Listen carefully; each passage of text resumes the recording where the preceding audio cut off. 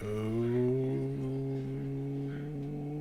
are we live? I think we are. Starting a little early tonight. Oh, itchy foot. Waiting to see right now when I can hear myself. Just waiting. YouTube. Hello. Oh, you can see. Okay. See the video for me updated. Anyway, yes. Hello. Welcome. Hey, what's up? It's Jim, and this is Movie Crap Live. I'm starting a little bit early because I was worried something would go wrong, but we are here. I'm going to send out the tweet, send out the other thing. This is just Facebook, but so people know what's up, what's going on. Ryan Walsh in here. What in the fuck? I just wanted to, because I'm shooting in my kitchen, which I'll show you right now. And we have a sponsor tonight. This is a weird show. This is a different universe. But first I want to say hello, Ryan Walterson, Nathaniel Fogo, Purple Goop, the cameraman, Austin Sinram is here. Hello, Darren Root. I say Austin Cornbread. Yeah. Did I see everybody? I think I did. The Nerdification. How you going? How's it doing? Zodberg. Oh, Zodberg's still on the train. Make sure not to talk about anything cool. Della Butterfly. Well, depends on how you feel about what I'm talking about. All right, let's do the whole. Hello, how's it going? Yes, we are here. Here's the sponsor. We're in the kitchen. This is a weird show, but we're doing it. Oh, hey, Garrett and Discount Viscount. But yes, we are live. We are here. Hide out the kitchen, giving you movie news. This is my actual kitchen. Just to be clear, it's no one else's kitchen. I don't want allegations. I'm in someone else's kitchen. But yes, it has been a month. Sorry for the. I wanted to have a date on each one to tell you when to expect, and I wasn't sure because of the because I knew this was coming, and I'm still working on the next film rod video, so I apologize for that. I can't handle the heat. Nice, Will. Hello, Matt. Hello, Maddie Mac and Cheese as well. But where's the cheese? Oh, Ryan loves referencing that. He's done that a couple times. The sauce. Oh my god, no, cornbread. During the break, we'll do it. Okay, so it's been crazy couple weeks. I finally did Pizza Party again. Hello, William Elman. Cornbread, remind me at the break. I think I still have it. It's been a crazy couple weeks because I got to return to Pizza Party. This isn't a joke. Hello, Jordan Bouchard. I literally hadn't, when I did Pizza Party, I hadn't spoken to Pan since before Oscar was born. Like, we had messaged a few times. But yeah, that was like the first time. So that was actually amazing. Honestly, that was like the main thing I loved about it. But yeah, which we realized, like, when we started it, we're like, oh my god, has it been since, I think it was July or something? So I can grab a fridge but I have a new energy drink. I am also going to talk about, I have the topics, just to go over how the show is going to work tonight. I'm going to go over the topics, most of the Disney stuff. Oh, okay. Hold on, Austin. Hold on. What was I going to say? Oh yeah, we're going to talk about me returning to the movies. Pan and I were in communication. We weren't, just not on the phone, just to be clear. We had talked several times on DM and message. It's just, life is crazy when you're growing up and stuff.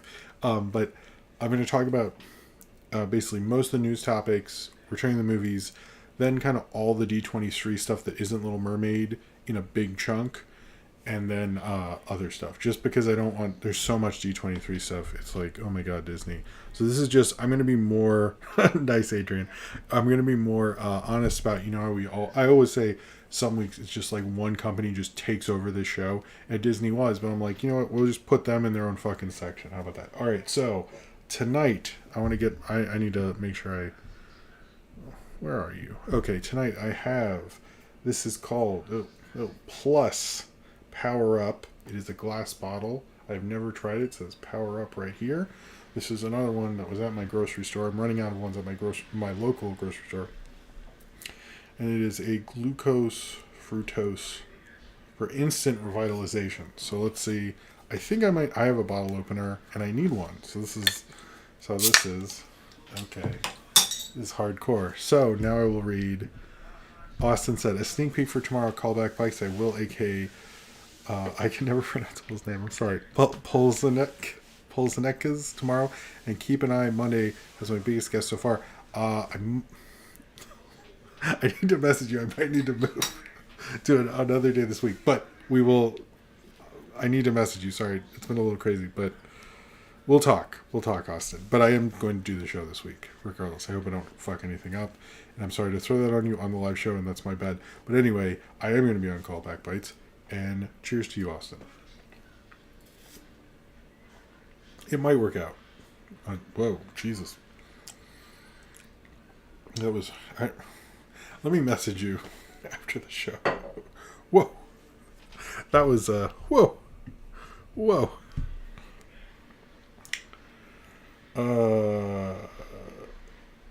What? Meant video, not you? I'm confused. Anyway, we'll talk later. I'm clearly confused.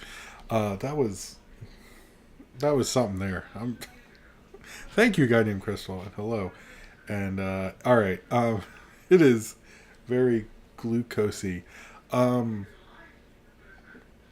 another big guess. Okay. I misunderstood Austin. I apologize. But I am going to be on Austin's show. And when I am, you should check it out. Maybe I messed up.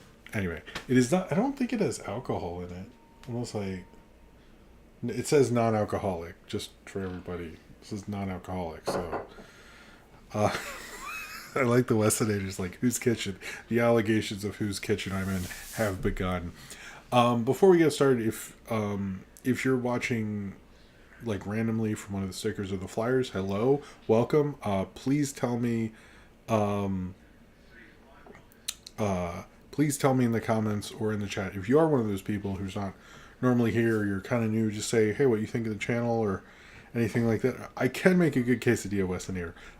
Just curious, but welcome here. If you just scanned on a flyer somewhere and you're seeing me talk right now, hello, that's weird. You should comment, be like, I just had this experience and I am talking directly to you.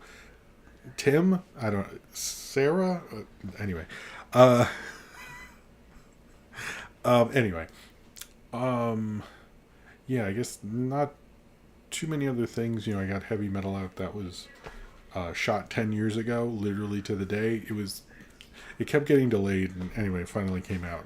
That's why it shot a little differently, and I guess I got my new phone. I'll talk about Jaws in a bit. I don't think there's, Oscar's doing good, Sophie's doing good, a lot of kids getting sick and stuff like that, but I saw you guys watch Attack the Block in the Discord. I think that's really cool, by the way. That is a strong drink. I don't know. Really should vet some of these or drink them before. Hello, Javier, as well. All right. And the Flying Luna Clipper, which is on YouTube. If you haven't checked it out, that is a cool movie discovery. I like where the Patreon is going. All right. Well, okay, so Attack the Block, I wanted to bring this up. Is when you bring up the spooky season, that's for the 5th of November, which is actually after Halloween, technically, not to be an asshole. It's in England, that's a holiday and stuff. A Guy Fawkes Day. I believe that's what it takes place. So that would be, but I'm still glad you watched it, and I'm being nitpicky, and I'm sorry. It sounds like a good time. When I saw you were watching it, I was like, I really couldn't go on, but I was like, I'm fucking jealous, I'll tell you that. I was jealous. So the Discord has some cool movie watches. All right.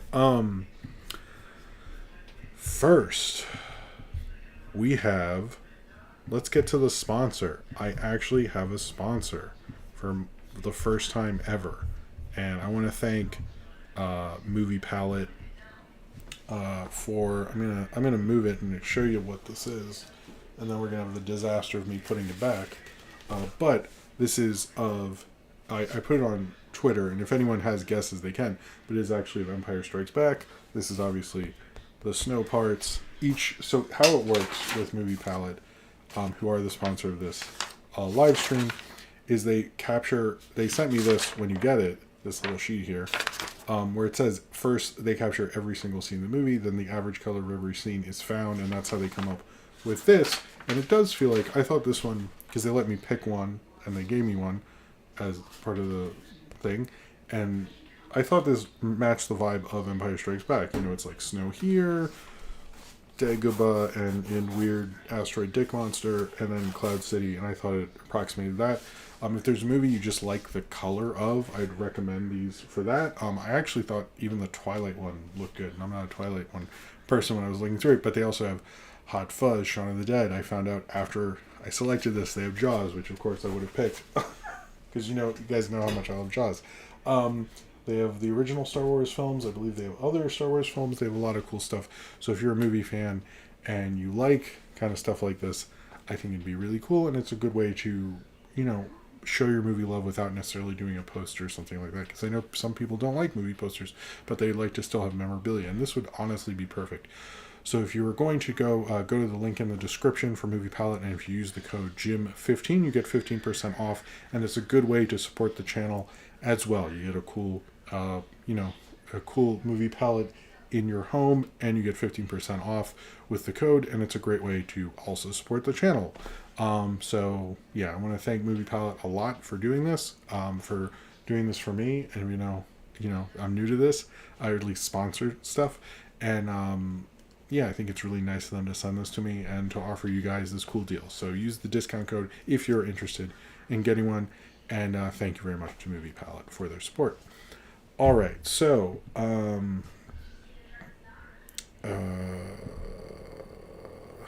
was I going to say?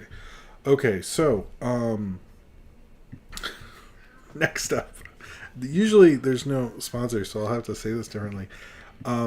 This, and for the most part, when I don't have a cool sponsor and stuff, everything I do is really, for the most part, supported by you, the fans, either through super chats during the show when I drink this drink, which now I'm afraid of, so this will be an interesting show. And it's like, is this like concentrate? Am I supposed to anyway, is it? Am I supposed to? Anyway, I'm gonna, whatever. But this and pretty much everything I do. You should check out moviepalette.com, and they have a ton of stuff, and you can search and find other movies. When I searched again today, I actually found more cooler. That's how I found the Twilight one. I was like, that's actually kind of nice. I like the Twilight one more. But anyway, what was I going to say? So this and pretty much everything I do is supported by you, the fans, either through super chats during the show, and I'll read your super chat and drink this, and as well as through my Patreon, which is linked below. You get all sorts of cool perks. You get to have extra questions during Movie Crap Live. You get more power in the movie review vote, and to select a movie in the movie review vote if you're a high enough patron. You get postcards. You get exclusive content. You get to know all sorts of cool stuff. You get Film Rot video 24 hours earlier than anyone else. And each one, even the songs, everything like that. It's a great way to support the channel, and it's a cool way to interact more and get more stuff and everything like that. So yeah, it's pretty cool. And thank you very much for all your support. If you're financially able to do so.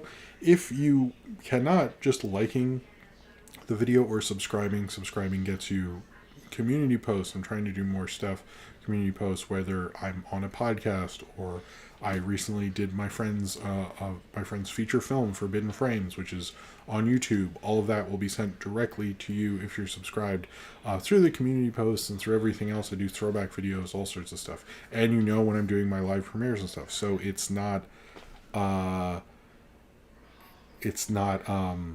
was I gonna say? It's a great way to know what's going on if you want to. But just liking helps support, or commenting or anything like that. And if you ever have a question, please comment below. I will try to answer it as soon as I can. And thank you all very much just for watching. If you're just watching and that's all you want to do, thank you for being here in general.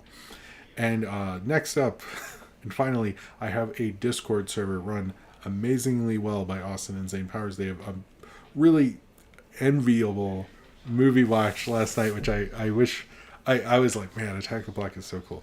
I love Attack the Block. Uh, they do movie nights on Friday nights. There's an Ask Jim channel where you can ask me questions. I will answer them in a timely manner. This couple past weeks have been a little crazy, but I got to everything. You get to tell me what to do on Movie Crap Live. You get to, post with like-minded people. If you like this, the chat in here, and you're like, I wish I could be there. Well, they're there on the Discord. That's where my fan base is. So, I want to say, please get involved in that. It's a great community, and they do a great job. I really enjoy it. And finally, I have a Facebook, I have an Instagram, or a Facebook fan page, Instagram, and a Tumblr, if you're still on Tumblr. I like Tumblr. I still like Tumblr. And I think that's everything. So, before we get into the movie news, can I talk about... the novelty cards chat. That's true. And after this, I'm going to send a picture on the Discord. So Cornbread posts a thumbnail, what he thinks the thumbnail is going to be for Movie Crap Live, and we see how accurate he is. Which I forget if I checked last time or not. I feel like because Oscar started crying, I had to take care of that, and I'm sorry the timestamps weren't in there, but a lot of people watched it anyway and were like determined and stuff, and I was like, oh, I felt bad, so I did timestamps very late. But you can check if Cornbread was right. I'm also going to put a picture of this setup, how I did this. If you want to know that, that'll be on the Discord after the show. All right. What was I going to say? Okay.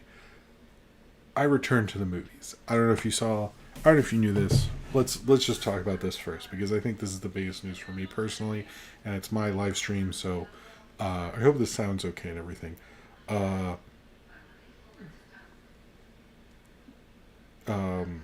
checked. Okay, cool. I wanted to make sure. So anyway, I returned to the movies recently. I forget which day it was. It was a Monday night. I went and saw Jaws in 3D. Now this is not, I want to say, not Jaws 3D, which is an actual movie. This is the original Jaws released for the first time in 3D. I did not get to do an IMAX because the time just didn't work out, and they weren't giving it enough time. Like Top Gun was still getting all the show times, so I was like, what the fuck? But I wanted my first time back since 2020 to be special. And Jaws, I've seen it on the big screen before, in a really cool restoration, but I wanted to see it in 3D in a special way, and it was amazing. Especially, the famous Vertigo shot with Roy Scheider is amazing, because every background is like water, and the depth they put into those shots looks amazing, because there is a lot of depth there, because they're always behind like tons of background. So that was pretty amazing. It looked really great. I would recommend it if you're a Jaws fan, just because I don't know when they'll put that out anywhere else. I was kind of going to the movies. I almost felt nervous before, because I hadn't gone in so well. I was like, I hope that works out. I hope it's okay. I hope I can do 3D with my mask, which I could, and everything. I don't know. I did feel literally and actually nervous seeing a movie. It was weird. And it was amazing. The one part that was funny and very New York is a lady came in. I'm going to get to Will's thing. A lady came in late, around the time where she goes, my boy is dead, and all that stuff. And it was like, and you knew it. That girl was killed last week, and all that stuff. You should see 30 Second Bunny's take on Jaws, by the way. Amazing. Because that part's there, it reminds me of it for some reason. But she came in 2 full Chinese food dinners, ate them, finished them, left before the orca left for the rest of the movie. I was like, bravo, lady. That's fucking New York movie going right there. That was amazing. Amazing. I've seen people do that, but I was like, I'm glad this is my welcome back. I went to the Regal Essex, which is a great theater. They did a good projection. And I just had a wonderful time, and I'm glad to be back in the movies. I don't know how often I'll get to go. I think it was a little pricey. But yeah. As for the past reviews, Ryan, thanks for calling me out. I sometimes I got screeners, sometimes I got other things. I don't really want to comment on it, but it's been a weird 2 years trying to see movies that way. I just try to do my best. That's basically how it is. But I'm glad to be back. I think I'm going to see Black Adam in theaters. I know they're doing Dawn of the Dead in 3D, so I might do that because that looks cool too. Anyway, I know you didn't come here to hear me tell his personal story. Maybe I should have done it later in the show, but it was good to be back in the movies. It was amazing. It was Jaws. Jaws is still a great fucking movie. And I actually, funny story, I actually saw, and you'll see it whenever that journal video comes out, when we were actually at the beach in Asbury Park, and I saw the end of Jaws projected outside. So it was kind of funny. And then I got to explain to my wife, here's a little Jaws trivia for you. The end of Jaws where the shark blows up, spoiler, I guess, and you hear this noise, like this dinosaur noise. That's actually the sound from Duel that Spielberg put in as a tribute to how this was similar to Duel, if you didn't know that.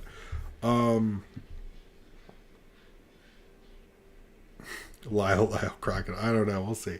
Okay, Will in the Super Chat says, by the way, for those asking, Resolution was my pick for the Patreon. Wow, you're just like, I've never seen anyone go, no, I'm telling you all. My pick for the Patreon movie review vote, almost 4 years in the running. Everyone's in for a treat. That movie is wild. Can't wait for the review, Jim. 4 years. I've noticed we're getting a lot of movies that have been in the movie review vote for a long time, like Make Mine Music, Flying Luna Clipper, and Resolution. I'm not sure if you guys meet up and decide these things, but I like it. All right, here we go.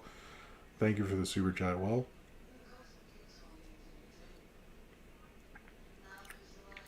it tastes like medicine and candy. Why is it in a glass bottle? Oh my god, I think the Raptor was better. And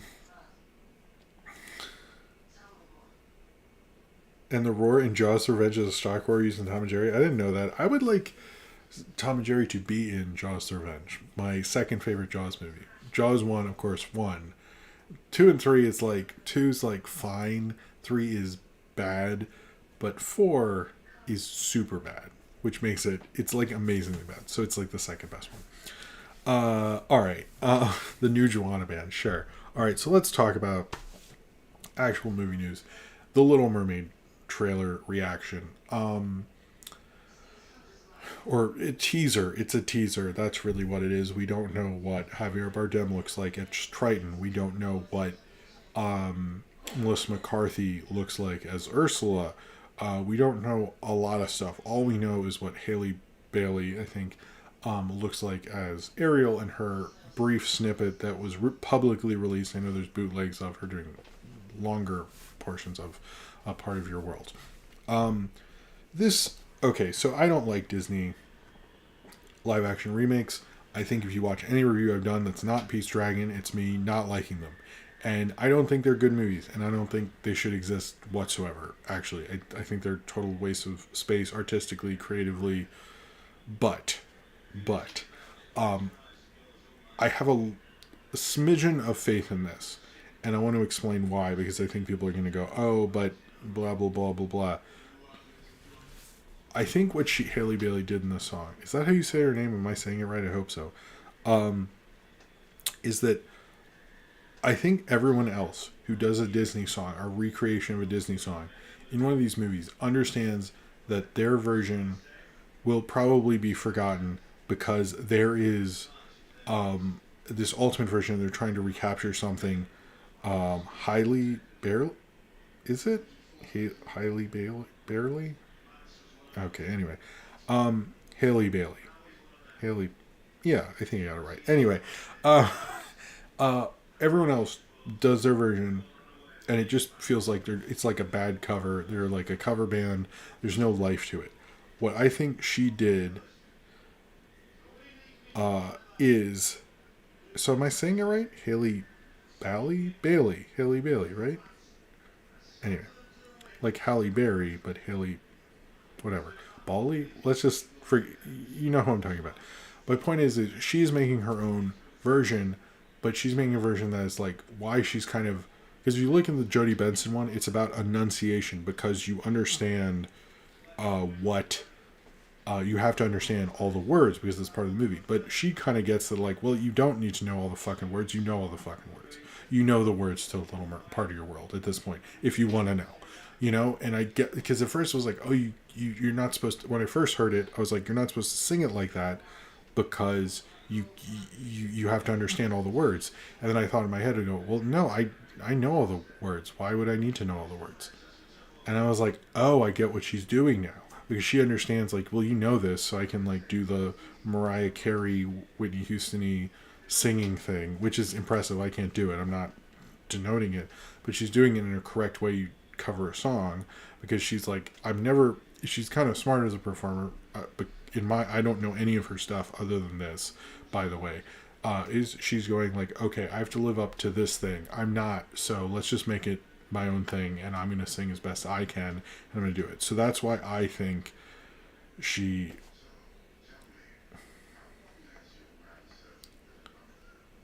Apple? How? Okay, let's just forget. But what I think what she's doing is really smart so far. I have not seen this full movie. I don't have the most faith in it. I know that her and Disney is trying to make her a star in a way that they've not tried to make anyone a star through these. So I'm at least interested in how they're going to do that as a corporation, how her management team's been doing it. Like, she's at every Oscars for like 3 years or something. So I'm excited for this. I'm interested in a sense, but I still have a lot of skepticism over what I past have seen. But I also think I think there's something going on here with the new songs from Lin-Manuel Miranda, with Javier Bardem in it. It's like, I feel like there's a little more juice in it. I have seen, and other people have said this too, not just what I saw in the chat earlier, that people say, oh, this movie's going to flop and it'll be blamed on this and all this stuff. People said that with Aladdin, and Aladdin did very well. I don't think this movie will flop at all. I think this movie will do very well. The machine of Disney is not going to let this bomb, and it won't. So anyone who thinks that, I don't know what to tell you, but I knew so many people were like, oh, Aladdin's going to flop, and a month later they're like, I saw Aladdin. And I'm like, what the fuck? I thought we were on the same team here. But we'll see. We'll see what happens. Will, another super chat, very generous. Thank you, Will. The real secret menace of the live-action Little Mermaid is Rob Marshall. Why is nobody talking about that? He's a hack with an even hackier filmography. Everyone forgets he did Pirates 4. Yeah, I'm not going to disagree with you. And I will talk about David Lowery's Peter soon. Cheers to you. Before I started drinking that, I thought, man, I don't know if this is enough to get through the show, but I don't know. It's going to be... All right, so the next thing. I think, as you know, I've been hyped to see The Fabelmans, which is the new Steven Spielberg thing. I did a Lost Film File on... whatever it's called. The early film that's sort of, I think, his first film that is kind of lost. Firelight, I believe, and it's kind of talking about what sort of this film's about. So I'm interested in Spielberg's life story, and I've told that story on here, and those who know are like, holy shit, they're making a movie of that. And I'm curious, one, because of what happened with his mom, dad, and their family friend, the role Seth Rogen plays in this, but which has more importance than some of you who didn't see that realize. Oh my god, 69 mega. Hello, it's been so long. Oh my god. Okay. Alright. Sexbot can never leave us alone. But anyway, but yeah, I am really interested in Spielberg's life story, and the Fabelmans trailer looks really cool. Michelle Williams as Spielberg's mom, which I think is not just because it's Michelle Williams, but you've seen pictures of her. It's really good casting. Paul Dano as his dad, and Seth Rogen as his uncle, and a lot of newcomers as him and his sisters. I'm very interested in this. I think it will be an interesting thing for Spielberg because he doesn't write a lot of films like this, AI and Close Encounters, all of which I think are pretty big one. I am very curious about this, and especially if you know the story of Spielberg's childhood and what happened with his parents. That shit is crazy. I want to see this from his perspective, because it's gonna be interesting. And that's all I get. I'm curious how he's gonna handle that, because his sisters have all said like how Spielberg views their childhood is not really. They say this in the documentary. I believe it's still on HBO Max. I'm not sure. Is not really how they experience it, and he seems to lean heavily into Norman Rockwell, which that's Steven Spielberg. He loves Norman Rockwell. Like, he's on the board for the Norman Rockwell Museum. Like, he is like literally. That's not a joke. He didn't actually write Close Encounters. Oh, I think he wrote it with other people, or he had a screenwriting credit. Anyway, he's written only a few movies, so whichever. All right. Next up, Bye Bye Bunny. What's going on with this? Because we've heard there's so many layoffs going in animation. I don't want to just cover people losing their jobs. Someone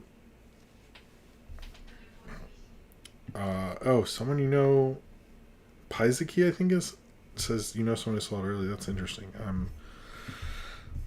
I hope it's not too awkward. I was hoping it'd be good, but we'll see. Kind of How Green Was My Valley, for anyone who gets that reference.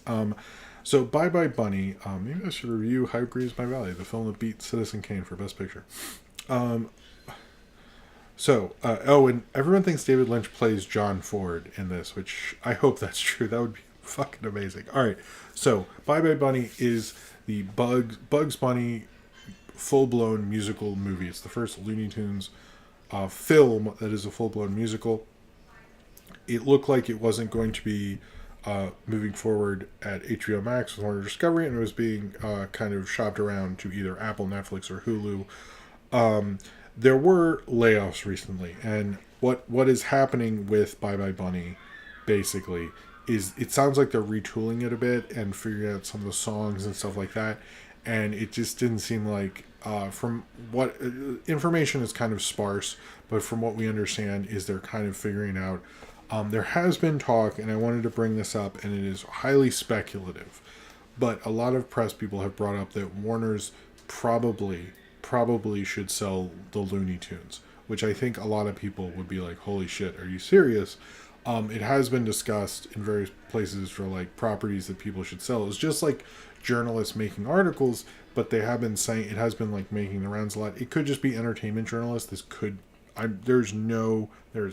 want to preface this, there's no like, David Zaslav is not saying this, no one at Warner's is saying this at all. They're just saying that like it would make sense because Warner's did not advertise the new Looney Tunes well. A lot of people have brought up. So I think what we'll see I'm curious how that plays into this and all that stuff, but we'll see what's going to happen with that. I'm just curious, but it seems like they're trying to figure out the songs a little better and stuff like that. I think they couldn't really talk about it too much publicly. That's the vibe I'm getting, but we'll see what happens with that. I am curious if anything Warner's or through other things that we'll talk about in just a little bit.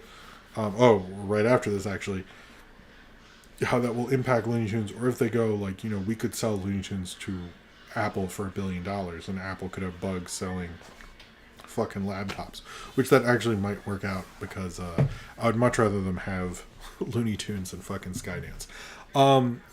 Daniel Vasquez, thank you for the super chat, says Little Mermaid and Across the Spider-Verse are opening a week apart from each other. Oh my god, I didn't realize that. Which one do you think it will hurt the most at the box office or need to move? Wow. I didn't realize that. Oh, first off, thank you for the super chat, Daniel Vasquez. Cheers to you.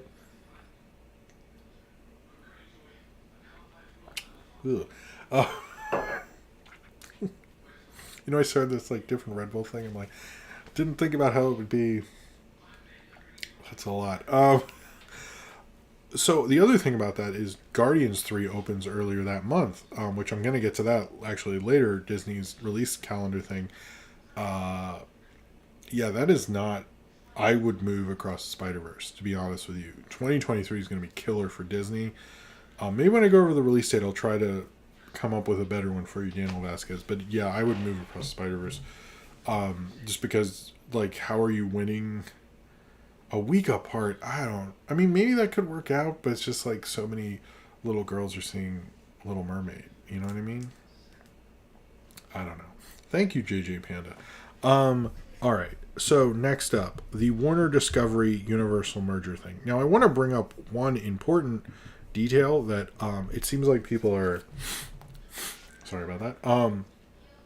Majorly, this is okay. So let's talk about two things with this to explain it, because I think there's a lot of misinformation. There's a lot of people just saying this and not explaining it fully, so you get hyped up and like excited and click on their shit, which is basically what I did. But yeah, but you're here, so I'll fully explain it to you. So basically, Warner Discovery, it is felt, not announced or even talked about behind those closed doors, that they will merge with Universal, and Peacock will just be abandoned, which honestly probably should, and just merge into HBO Max and all that stuff.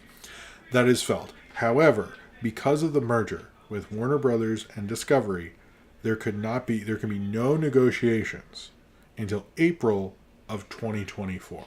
So they can't even like call them and say, "Hey, what's up, man? Hey, do you want to do this thing?" They can't do that legally, or I mean, as long as no one can find out about it. So we'll see. I think we'll see what happens with that. That's kind of a let's put a pin in this until April 2024. The other thing is it has to be granted because of it can't be deemed a monopoly, which is going to be real hard to explain to the Justice Department when you have, two of the major studios. I mean, it's one thing if Apple buys one of them. It's another thing if they two merge. It's like, it is literally like one less studio, and there'd be a lot of redundancies, and a lot of people will lose their jobs, and a lot of stuff like that. So we'll see what's going to happen, but that's like the crux of it, is nothing can happen until April 2024. The other things from this Hollywood Reporter thing was about DC. It was mainly about DC, but it was also about the Universal Discovery thing. With DC, the Dan Lin thing, and he was in talks to be the head of Warner Brothers, and it kind of fell apart. Apparently, many people feel how this leaked because it was like they hadn't even had an offer yet, and it leaked is because Alan Horn, who used to be head of Disney, you probably heard of him before. He had COVID concerns, and he didn't want to meet with Dan Lin, with David Zaslav in an office, so they met outside, and that's how it leaked. Apparently, that's what the Hollywood Reporter's saying. Currently, Mike DeLuca, who goes all the way back to New Line with Blade. I've heard of his. I've heard legend of him at New Line for a long time. Apparently, he liked to smoke weed with Bob Shaye, and Bob Shaye and him would always like hang out, and he kept telling him how cool Blade was. And Bob Shaye was like, "Why don't you go produce Blade?" And that's I've always heard that story. I don't know how true it is, but I've heard that story from many different people over the years. But he's a lifelong comic book guy. To me, I've always heard of him for a long time. I think, to be honest with you, I think it makes a lot of sense for him to be running it, as well as Pam Addy, who I don't know as well, but hey, I'm sure she's good too. No, I don't have anything. Yeah. Well, oh, that's interesting. Cornbread, this is an interesting thing in the chat. It says, one thing I realized while editing the thumbnail prediction was that if it does go through, Warner would be under the same roof with Lego movie rights. Oh, so that would happen again. So, like, Lego Batman 2 uncanceled? Interesting. But yeah, so we'll see what's happening, but there's no head of DC right now. It might be those two, because they're kind of the acting heads currently, that being Mike DeLuca, who goes all the way back to getting Blade made, and Pam Addy, who I don't know her stuff as well. There didn't seem to be as much written about her, but people seem to like her, so I have no reason to think otherwise. The Oddballs trailer came out. I have noticed, so Odd One's out. This is the show. I think we talked about it several movie crops ago when the teaser came out. It's coming out October 7th. Need some water, sorry. It looks fun. It looks good. I kind of wonder if Odd One's Out can do a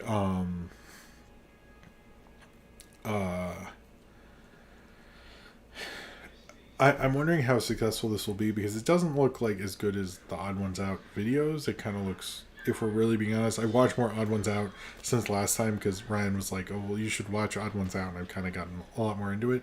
And it doesn't feel to me like it'll be as good as that. Like, why is there a crocodile there? Couldn't we just have Odd Ones Out on Netflix? And then I did notice there are a lot of people who don't like Odd Ones Out anymore and just think it's like a brand and not a person anymore, and they think like he's not relevant. And I was like, oh my god, I didn't know about all this backlash. So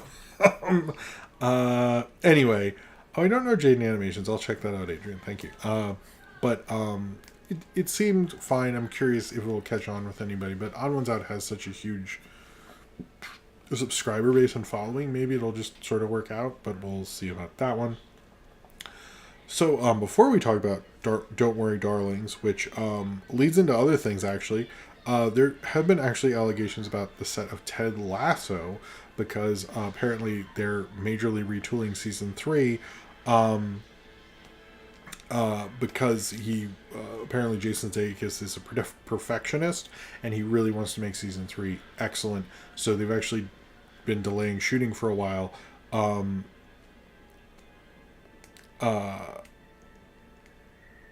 Wait, what? Oh, okay. Sorry, I'll get to Cinnamon. That's the name. So basically, he's trying to retool it. Apple's sort of letting him. He alluded to this at the Emmys when he won, but it's interesting that Ted Lasso, and this is probably going to be the last season, that they're really doing a lot of restructuring, but it's costing a lot of money. I hope that works out for season 3. But let's get to Sinram's super chat. A very generous super chat from Sinram. Thank you very much. Cheers to you. Jim, would you ask everyone in the chat to leave a regular comment below during the break so we can sub other viewers' channels? I think that's a cool idea. So if you would like to, not plausible, it's funny. No, I'm okay. I'm okay. But Sidram, if anyone who wants to have other people check out your channels or something like that, or just leave a regular comment. Also, I will add, if you're watching this later and you want me to answer a question and you don't want to go on Discord or something, the questions in this video are good as well. But if you would like to, what Sinram suggested, so you can sub each other and stuff like that, do so in the comments below. Feel free to. That's a great suggestion, Sinram. Thank you for that. And cheers to you. Let's power up. Power up.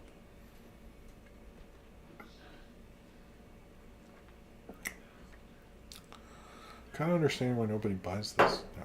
All right. Okay. So, Don't Worry Darlings has been the controversy of film Twitter. Yes, there is a Patreon. It's in the description below with the movie pile thing, Patreon, all that stuff. Check it out. Lots of links to go to for cool stuff. But basically allegations of Olivia Wilde's professionalism on set, whether she left Harry Styles for Jason Sudeikis, all that. That, it depending on who you ask is true or not. What I think is interesting about this whole thing is all this buzz on Don't Worry Darlings, and the movie comes out next Friday, I believe, and it feels like all the press has sort of started, the buzz is sort of, wait, there's no regular comment section here? What do you mean? Is there not? Can you not leave a comment? I mean, I'm pretty sure you can.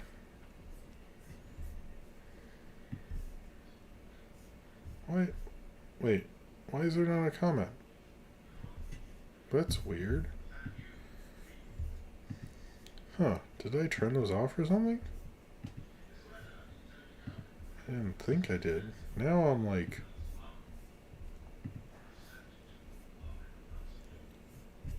confused?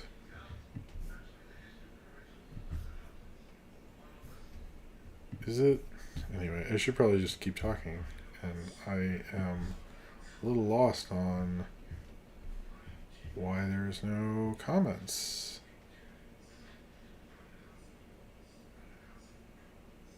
No, there's nothing. Huh. That's weird. I didn't know that.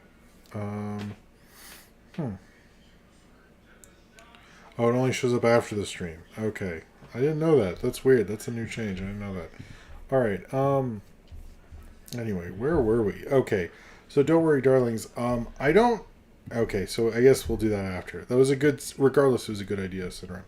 Um, but yeah, my only questions with the whole "Don't worry, darlings" thing is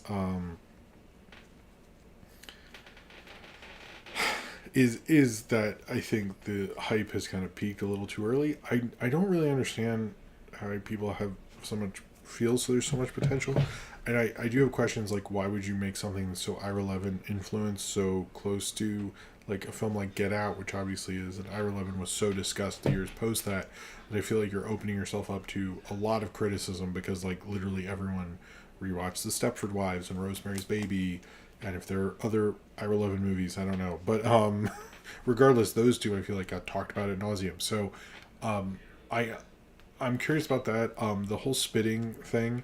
I honestly think it was Chris Pine looking down like, oh fuck, I gotta sit between these two. This sucks. That's what I thought it was when I watched the footage. But I did like the thing where someone showed him throwing a goat on him. That was so bizarre.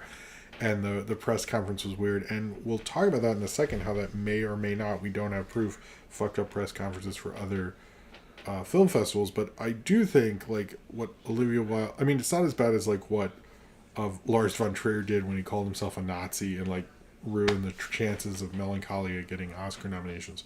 But it's not that crazy. But it is interesting how polarizing this set has become. And everything with Florence Pugh and Shia LaBeouf and all that stuff. I don't know if it's going to lead to anywhere, because if the movie had come out at the right time, I'm wondering if they can drum up that excitement this next week, because it felt like they're really gearing up for this Venice premiere. But like, I do hate that Hollywood's like, we really got to do this for Oscar chances, and it's like, yeah, but you got to make money. Like, I don't...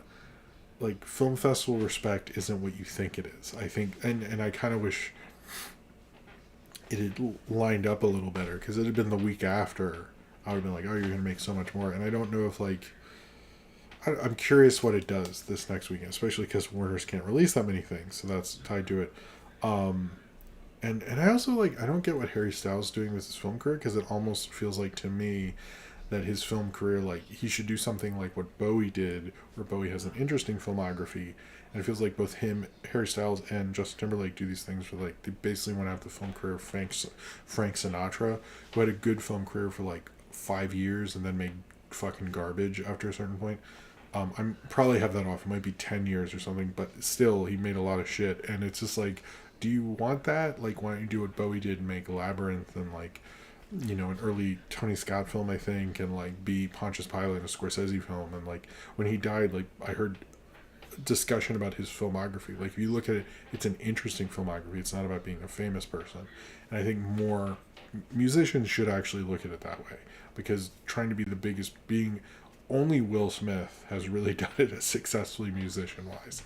Everyone else, I think they should take the Bowie route. That's what I would do. That's what I'm saying. All right.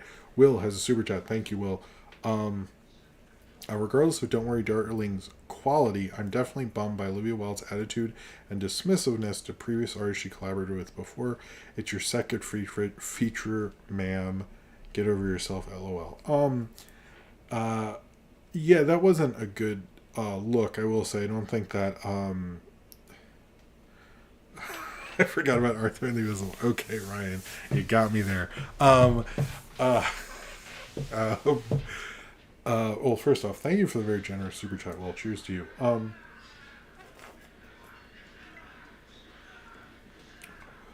I should just go back to Red Hole. Fuck. Well, Dunkirk was a good role. His other ones, I'm like, I haven't seen them, but I'm just like, this is so typical. I don't like when people just throw everyone, like, that is an actual thing Shia did. And everyone was like, don't do that. And his co-star Megan Fox, it just doesn't go over well. It doesn't, you know, it's like, these are people you work with. Those are people, it's like, you don't want to go and like bash like people you worked with, like even if it's wherever you work publicly. That's like kind of not cool. She didn't, I noticed, give specifics. I mean, I think she was in some stuff that wasn't 100% great. And I'm not talking about like the bigger things, the smaller stuff. So I don't know what exactly I'd be curious what she's actually referring to in that. But we'll see. I also think she should have. My own personal thing is I would have done a film similar to Booksmart second, and not a different thing, because it's harder to build up like an auteur following, bouncing around genres and stuff. It is very difficult, especially nowadays. So if she had made like another comedy, I don't know. Maybe she'll go back to that, but it doesn't sound like she's going to. So Harry Styles' best role was iCarly. As of right now, I will believe that. Okay. Jean-Luc Godard died this past week. I guess because of YouTube rules, I can't say how he died. But I will say, I can't think of a filmmaker who is more important to the history of film than Jean-Luc Godard. Even how we talk about my auteur theory video, I know I featured Truffaut more, but he was part of that group of the French New Wave, who, without the French New Wave, you would not have New Hollywood. That is just a fucking fact. But do you know, like before Warren Beatty got Arthur Penn to do Bonnie and Clyde, which is considered this huge movie, you should see Bonnie and Clyde. Don't even question it. You should see Bonnie and Clyde. It's one of the greatest films ever made. He wanted Truffaut. He wanted Godard. They wanted those guys to do New Hollywood things, and then they go, okay, they won't do it because Fahrenheit 451 didn't exactly work out. So, so that they got other guys. The French New Wave is, especially the early stuff, is so cool to watch. If you're wondering about Godard, and a lot of people say Contempt, which I do not think is a good first movie. A lot of people try to do that more to show off that they know what movies are, and good for you. If you want to get into Godard, here's what you do, flat out. And I don't like how film history classes teach Godard. Watch Breathless. It's one of the most influential films of all time. Watch Band of Outsiders. It's a lot of fun. And if you want another connection, Quentin Tarantino's production company says A Band Apart Productions. That's Band of Outsiders' French name, I believe. And Alphaville's pretty cool too. I saw his 3D film in about 2012. It was honestly the greatest 3D film I have ever seen. I should have remembered the name of it. Maybe I'll just look it up, talk about him for a second. But Jean-Luc Godard, he was incredibly fucking pretentious. He believed in cinema like very few really did. I don't think you can really. Yeah, he believed in the movies in a way that I don't think anyone. Was it films? Goodbye to Language, right? Yes, Goodbye to Language. If you can see that in 3D, it is fucking amazing. It is really beautiful. It was 2014. Anyway, it was really impressive. I was sitting around, typed it when I came back. But anyway, I don't know if I can really do Godard justice because he is such an important figure. I do think he gets wrapped up with Truffaut, but Truffaut sort of Truffaut's filmography, even though I almost want to say it makes sense, but I know Tarantino just shat on Truffaut's filmography. I was actually going to talk about that, but I decided not to. It's really hard to talk about everything they did, but to give one thing that I always find really interesting about that whole period is because of World War II, films weren't being released in France, basically. So from about 39 to the mid 40s, which is an amazing period in classic Hollywood. That means Citizen Kane, Casablanca. 1939 is the greatest year in classic Hollywood history, according to many. There's so many classic films around there. So what they did is they released them all in a really short period of time in the late 40s. And because of that, all those guys, Godard, Truffaut, all the French New Wave, were seeing an amazing lineup of cinema. And it made them all cinephiles. And I think that speaks to what you take in as a moviegoer, because look at what getting hit with week after week, and I've heard them talk about it in interviews and stuff. Just imagine seeing Citizen Kane, imagine seeing Stagecoach, imagine seeing some of the greatest classic Hollywood films. I remember I was a moviegoer in 1999, and that was I felt like so inspired after that year. 2000 was like a major letdown, so it was like it was really like falling off a cliff. But in terms of quality, there were good movies in 2000, but it wasn't like 99 was crazy and just living in that one year. But they had it for several years. Anyway. Hello, Spencer. How's it going? Anyway, I would say if you're curious, if you like movies at all, see Breathless, see Band of Outsiders. Those are two important movies. So many people, I think Breathless got overshown for like 30, 40 years, so people don't even want to show it to film students anymore, almost.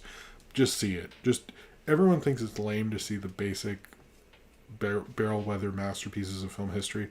If you haven't, most of them are great movies, and you're missing out on that. So, like, I've heard people go, "Oh yeah, but The Godfather." I'm like, "Yeah, but The Godfather is a great movie." Like, you know what I mean? So, like, look at it that way. Ooh, like, do you want to see a good movie? There you fucking go. There you go. So anyway, I don't know if I can explain Godard, but he understood the power of cinema maybe more than anyone.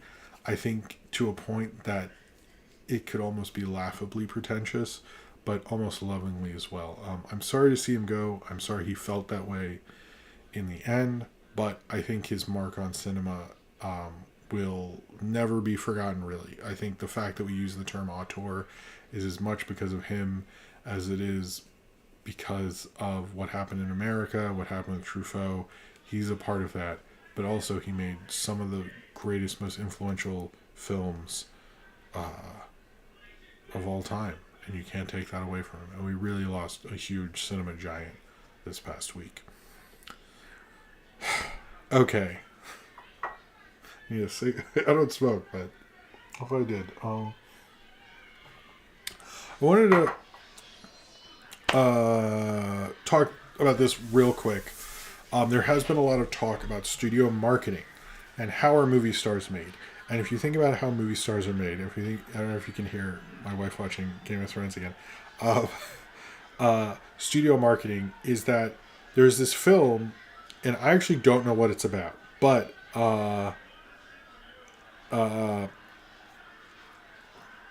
we'll just listen to it in a different language, said Austin. Okay, so there's this film called Me Time. Whoa. Starring Kevin Hart and Mark Wahlberg. And it is, two the biggest movie stars in the world, and no one knows what it's about. In fact, chat, if you could tell me, don't look it up, what Me Time is about. I actually don't know, so I'll just believe you. Regardless, if someone could put the real description in there, and I won't know. The point a lot of people are making is this was one of the biggest films on Netflix, and no one knew,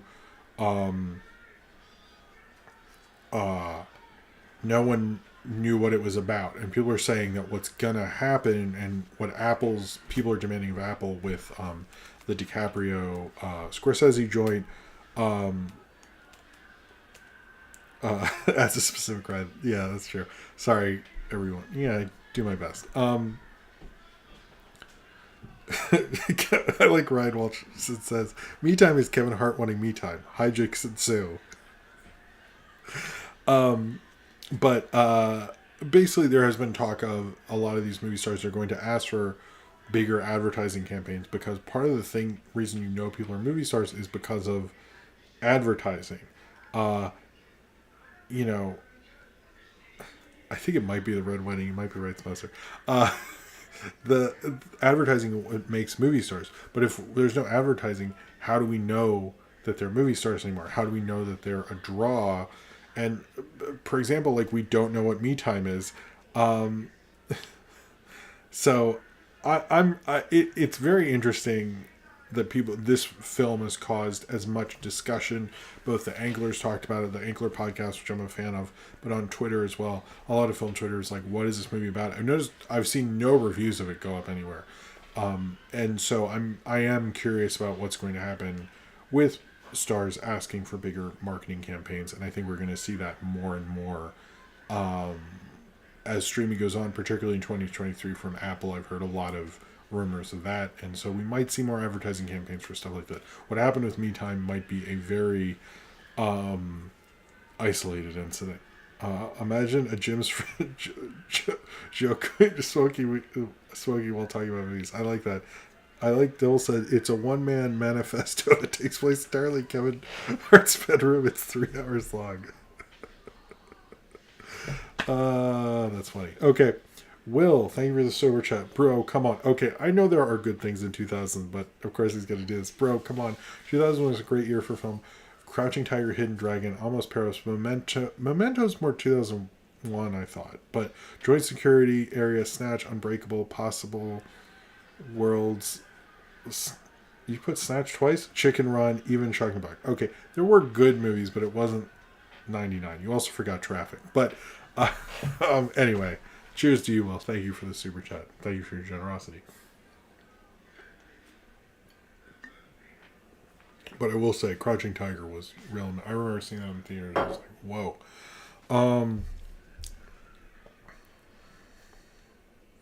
I don't know how many of these descriptions are real.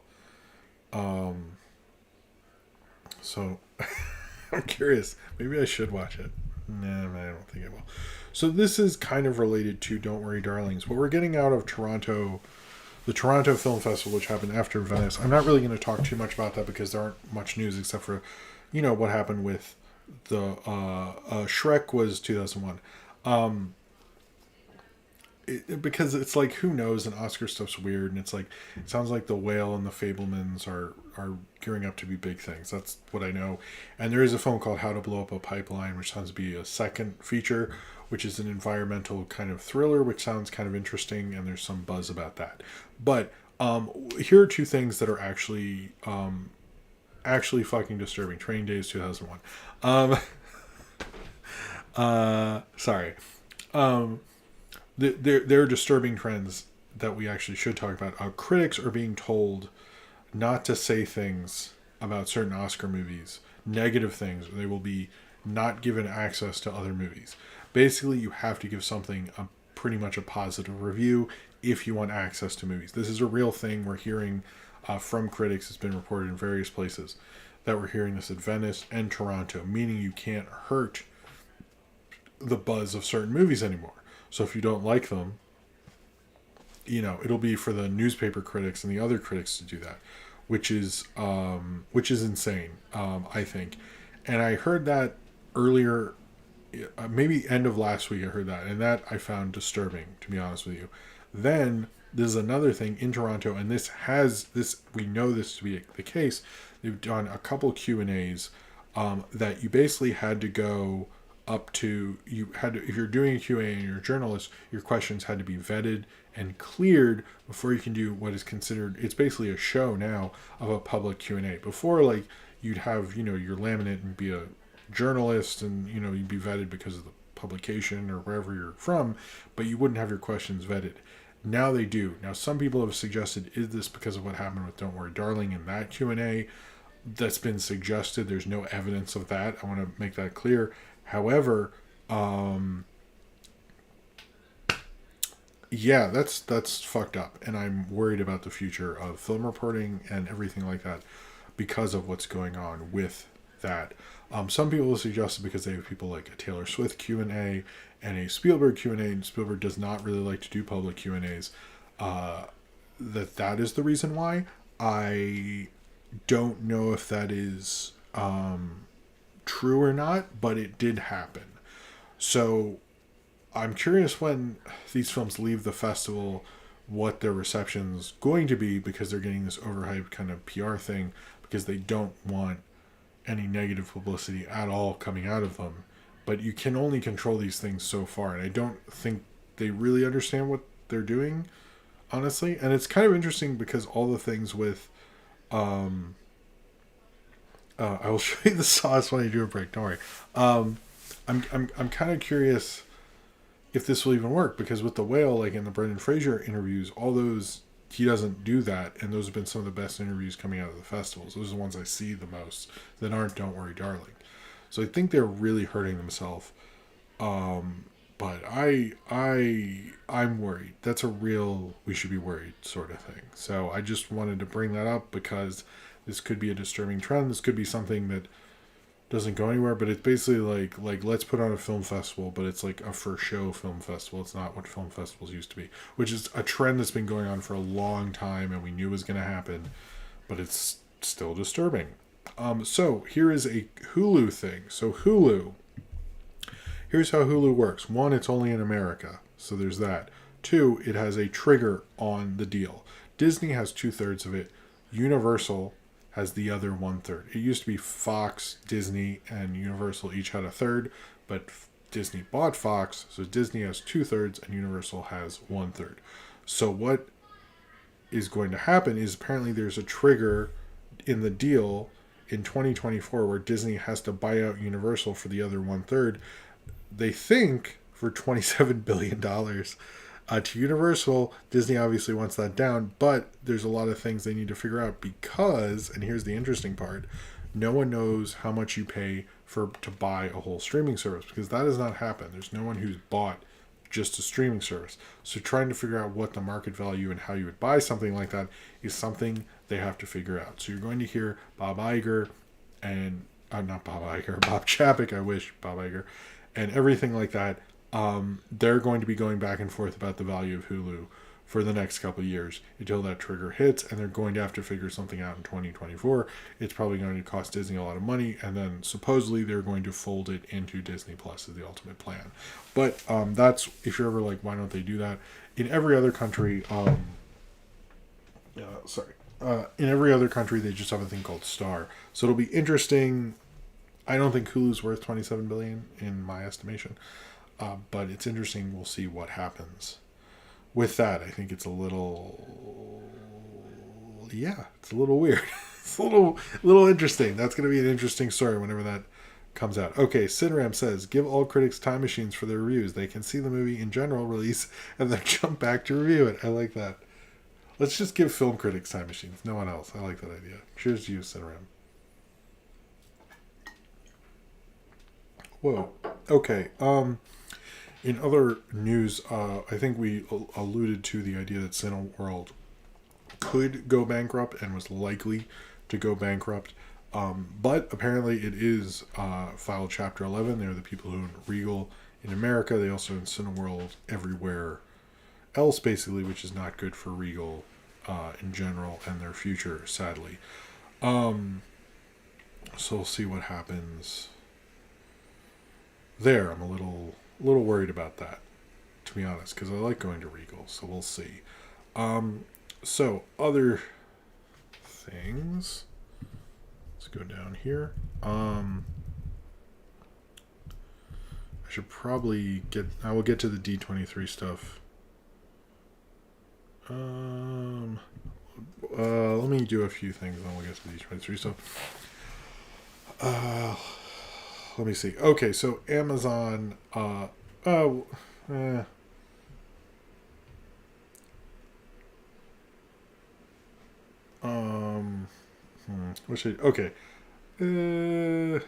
I'll talk about, I guess, some trailers. There was the I Want to Dance with Somebody trailer, which is the biopic of Whitney Houston. It looked like a lot of fun. Looked a little standard, to be honest with you, but looked like a lot of fun. It looks like the actress kind of nails it. Then you have the Intergalactic, which is from the mind of Kid Cudi and is with Peter Ramsey from Spider-Verse. It looks cool. I like the design of it. I'm kind of into that. So let's go into the So this is probably going to be Disney from here on out. Well, I'll talk about this one thing, actually. There's this guy called the Entertainment Strategy Guy. Not Guide, it's been mispronounced that. And he gave a thing about the American viewer. It was behind a massive paywall and I couldn't get to it. But some interesting things more about like how Hollywood isn't appealing to most people who live on the poverty line or close to the poverty line, how they should be more. One thing I found interesting is the people who consume news programs are about in a single percentage from what they could find of the American population, which begs the question why there's so much importance put on that shit when like most people don't engage with it whatsoever, apparently. So it was kind of an interesting series from what I could read. But it ended up being a lot of people like Hollywood needs to less appeal to just people who consume the same kind of media and want to read fan theories about it and should do, more your average Joe type of stuff. And I'm like, sure, but none of you have an idea what that is other than watch Yellowstone, which I don't know if that's... I didn't really understand what everyone's ultimate point was by saying that. I do agree that there's, like, I did a video on Mark Harmon for Spicekeep Debrief, and I noticed, like, that show is huge, but you could never do, like, a review series of those episodes because no one would care. So it's interesting, some of those, and I don't think anyone's figured out how to get more kind of press on these things that have such a big audience rather than shows that like Ted Lasso, which has such a tiny audience. And there's been a lot more discussion on that lately. I am curious about that, but it doesn't seem like there are any answers. It's more like, hey, Hollywood's such idiots, they can't figure this out. But it's like, what are you... Okay. Like, to me, it's like, I was listening to it and I was fascinated by it, but then when you think about it, you're just like, all right, cool. That's interesting. I don't know. I'm kind of the most interesting thing was that people are pretty much saying only 1% of people in the country watch like Fox News or CNN or something like that, and that kind of begs the question why we argue about that shit so often or think it's important, because it seems like ratings wise it's really not, like, it's really not at all. Okay, let's just talk about the Disney release calendar. I wanted to go over it because they pulled Rogue Squadron, which we knew they were going to pull Rogue Squadron, so why was that a headline? I don't understand. Like, that had been canceled a while ago. They just kept it on the release calendar, and I guess people thought maybe they'll do something with it, but like, we knew it was over, so I don't exactly understand what we were doing there. But what we know for the rest of 2022 is things like Amsterdam's coming out on the 7th, Avatar's next weekend, the re-release. You have Black Panther on the 11th? Really? No, I thought it was later than that. On the 11th of November, Strange World on the 23rd, Empire of Light, which is from Searchlight, and Avatar. But 2023 and 2024 are killer. I'm just going to list off the titles that are in there. I don't want to... You can look up the dates. But in 2022, hold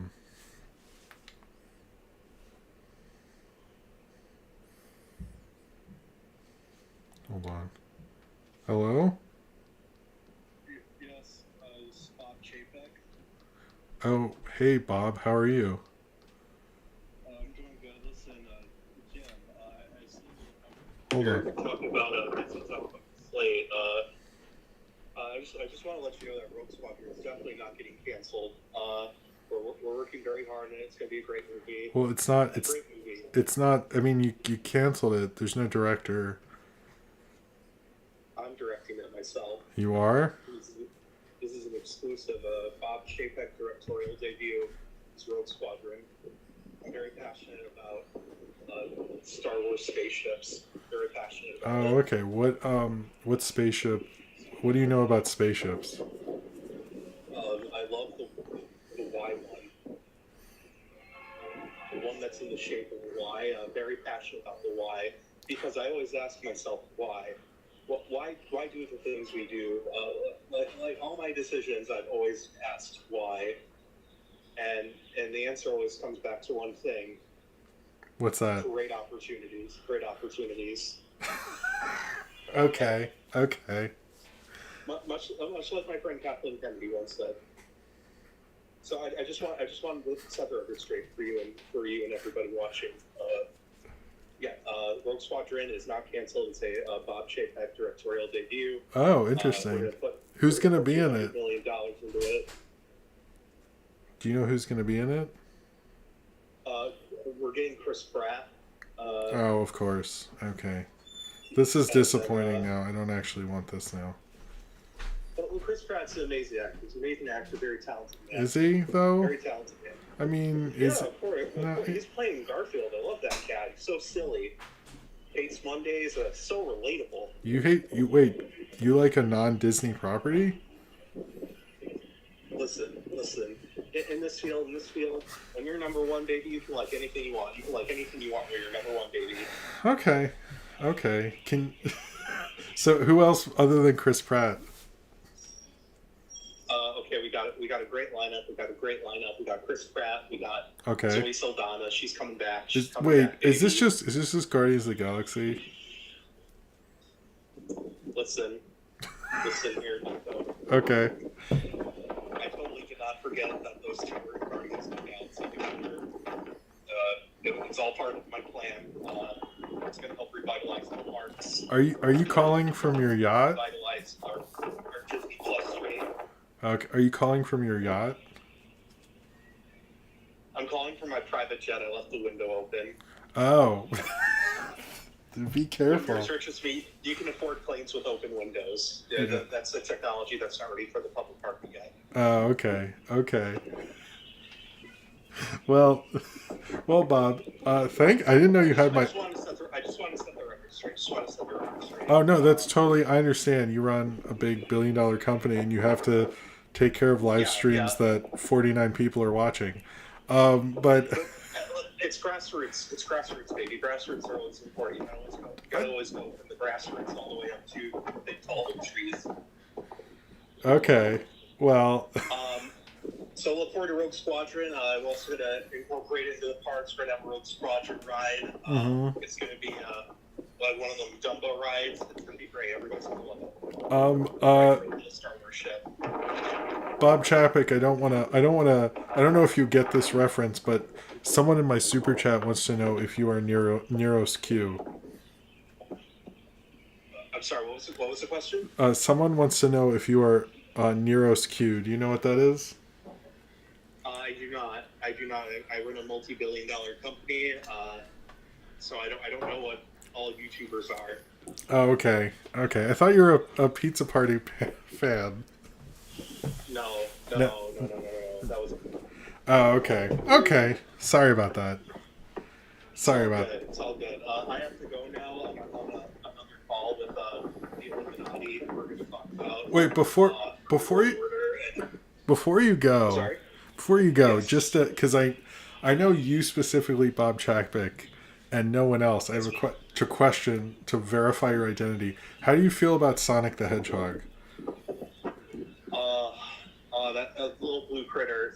I think he runs fast. I don't know much else about him. I only like Garfield.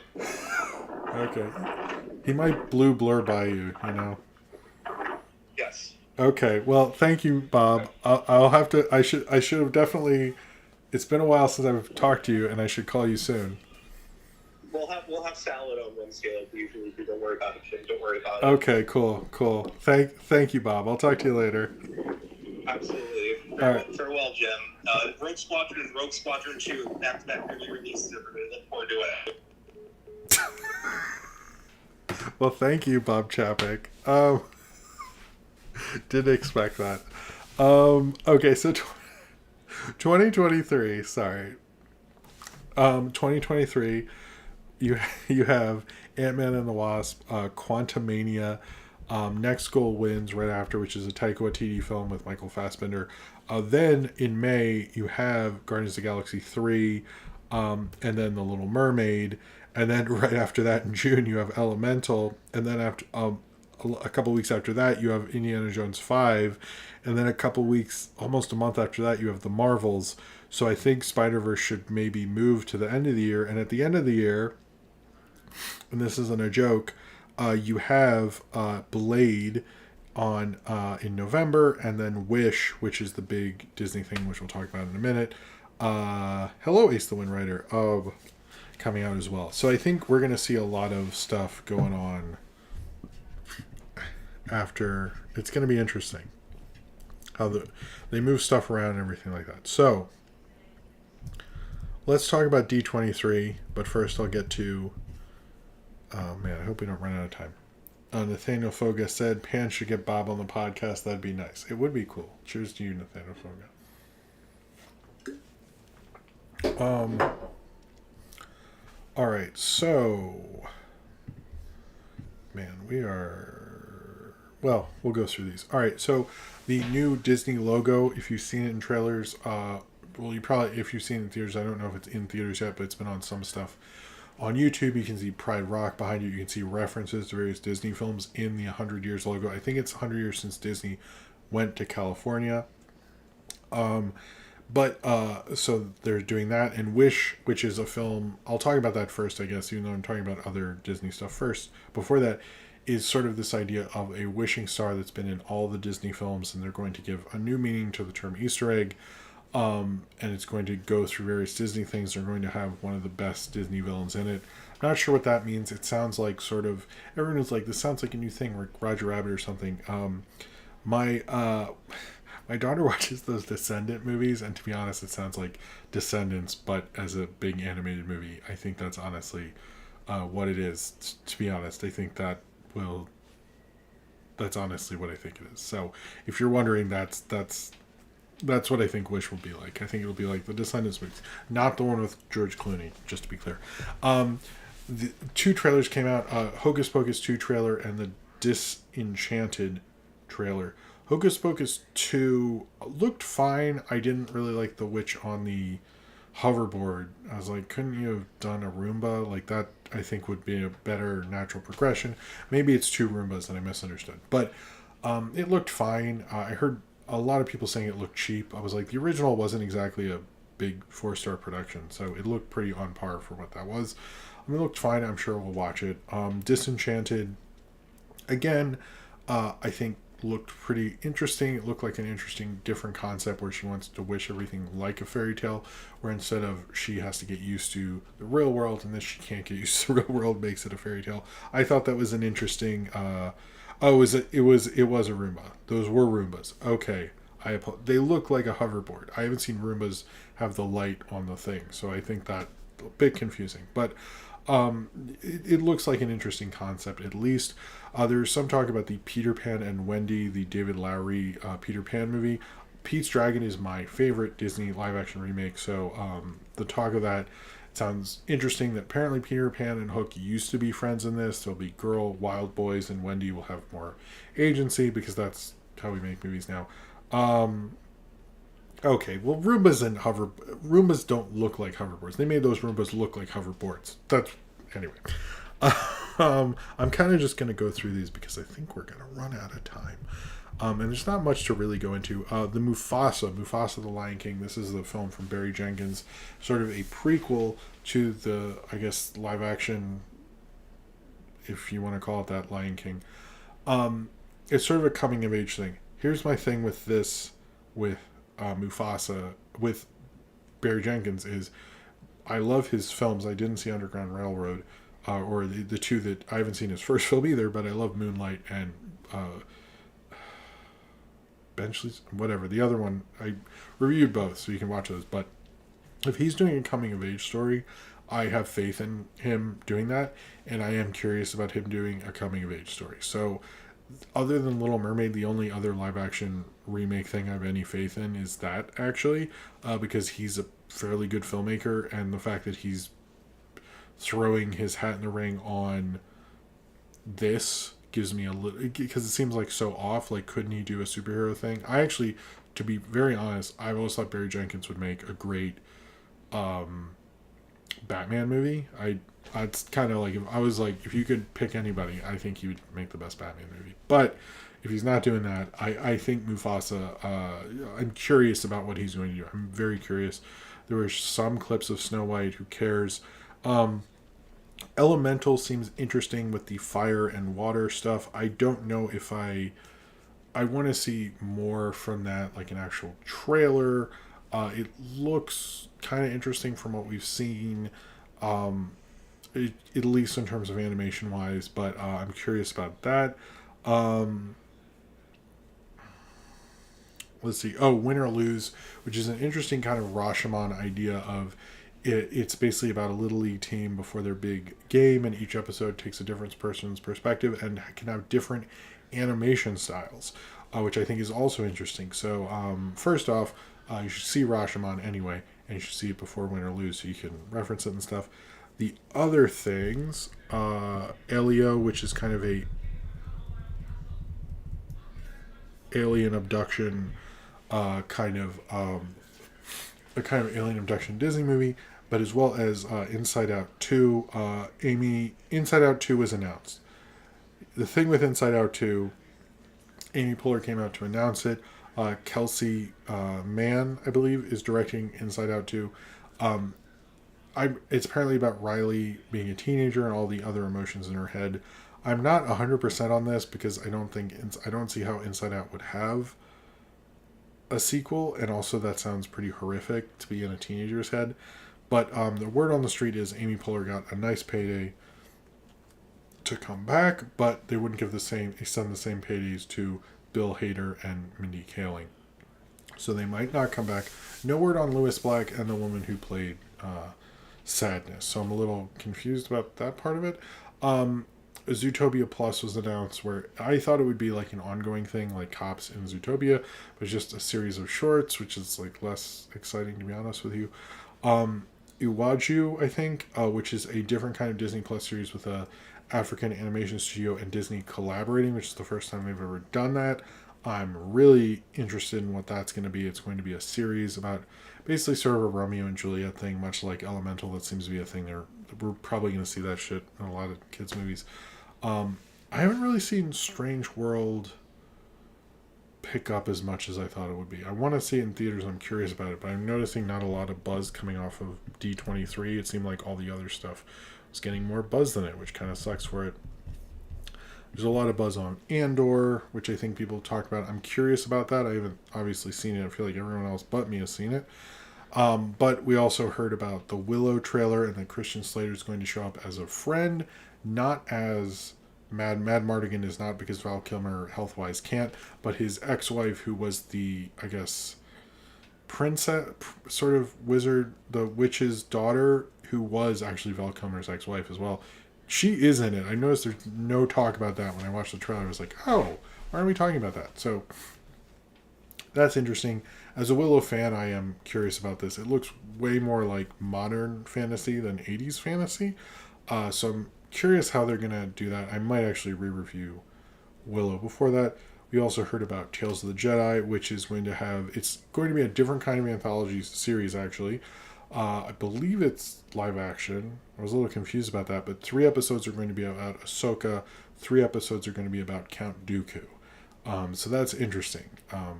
Maybe that's animated. I'm not sure, but either way, that's interesting that Tales of the Jedi is not going to be like 6 different Jedi. It's going to be 3 and 3, which that's kind of interesting.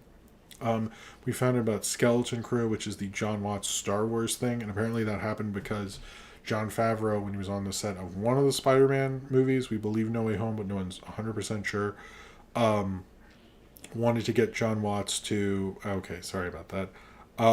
They wanted to get... Tales of the Jedi is animated, apologies. They wanted to get John Watts to direct a Mandalorian episode, but he was like, well, I actually have my own pitch for a Star Wars thing, and so he got to pitch that and didn't direct a Mandalorian episode, I think.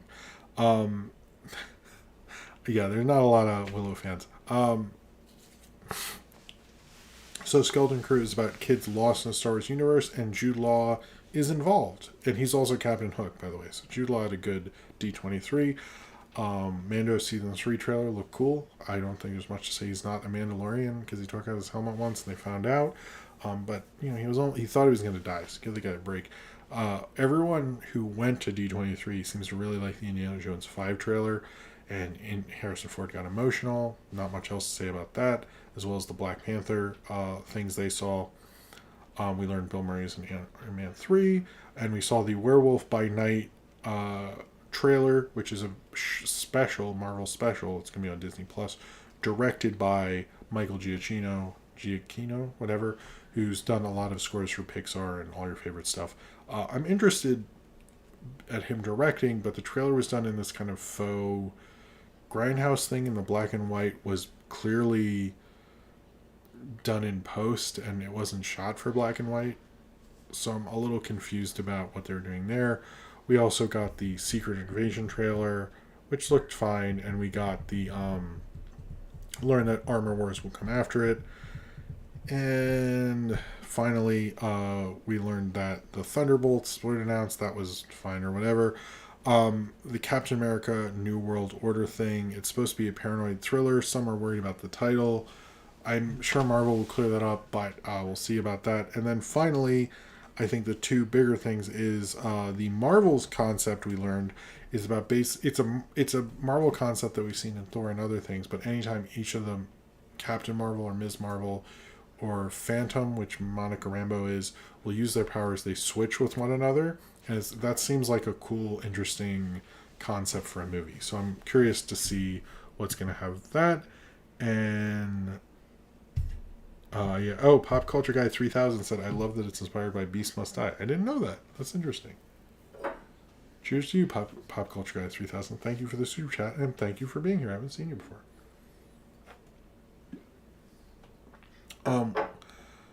Oh, and we learned there was no Fantastic Four stuff to announce, and that X-Men's probably going to be a while. The thing with the X-Men thing, and I'll say this, is that X-Men is, when X-Men's introduced, it's going to kind of dominate the MCU.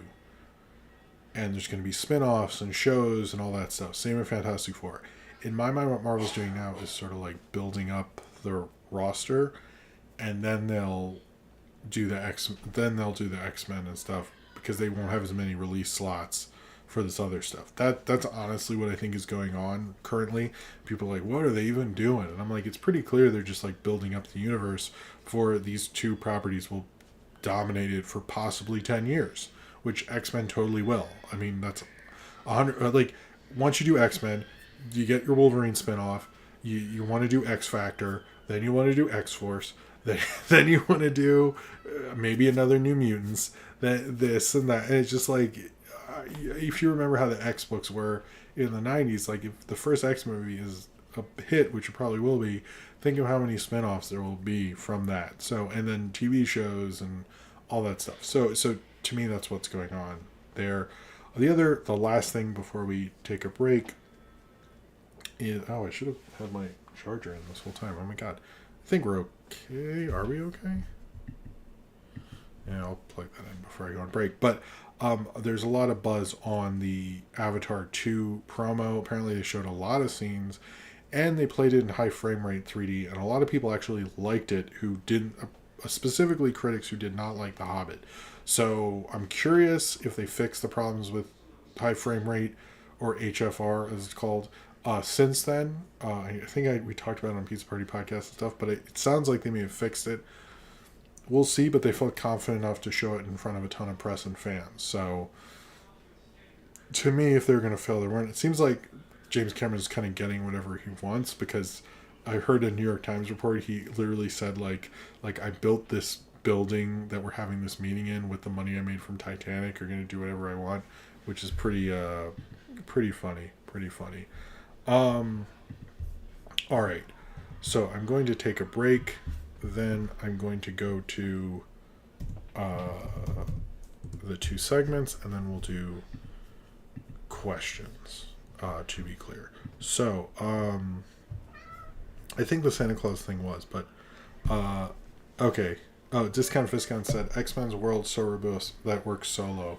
It did work better solo. I think it should kind of be its own thing, movie-wise, but we'll see. Choose you, Discount Viscount. Okay, Cornbread, I'll let me get this charger plugged in, because I realized I didn't.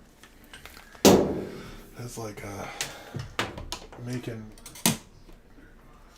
content 101 thing that you're always supposed to, if you're streaming live, you're supposed to have you're always supposed to be charging. There we go. Let me get the sauce, and then I'll go on break. Hold on. One second. Hold on. Ugh. Don't want to turn on the oven. Let's not go with that. Okay. Tight squeeze.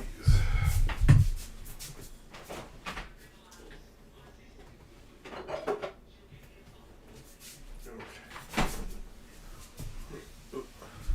I kind of should just come back after we use the bathroom real quick. But hold on.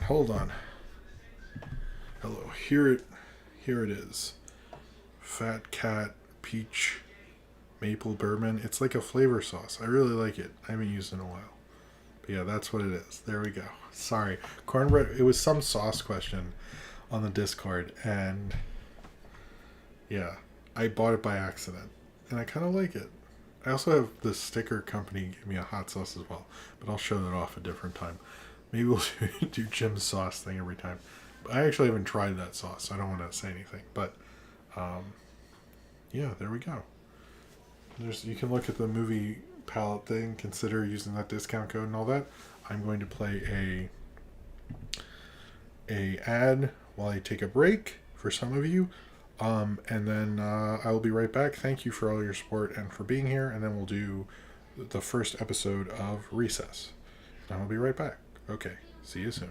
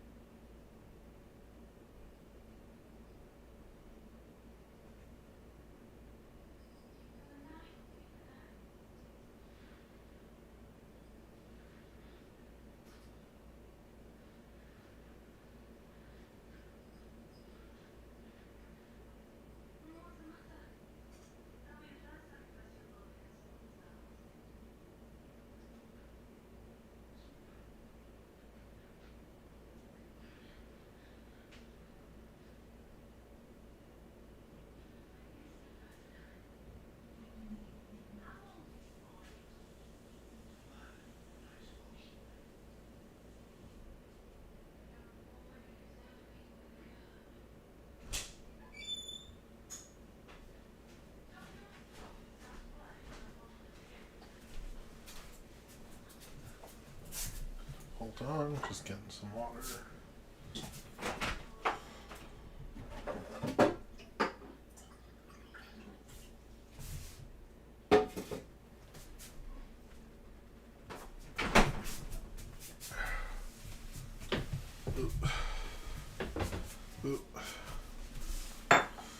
Okay. Hello, everyone. Just gotten out of for Harry Potter baby wear. That's interesting. Okay. We are back. How's everyone doing, by the way? Hope everyone's doing good. This fine evening.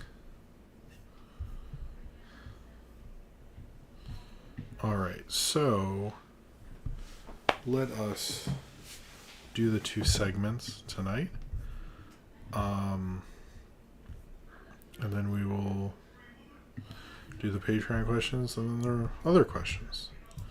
Alright, so the first segment, I'm going to talk about the first episode of hold on, sorry. Okay.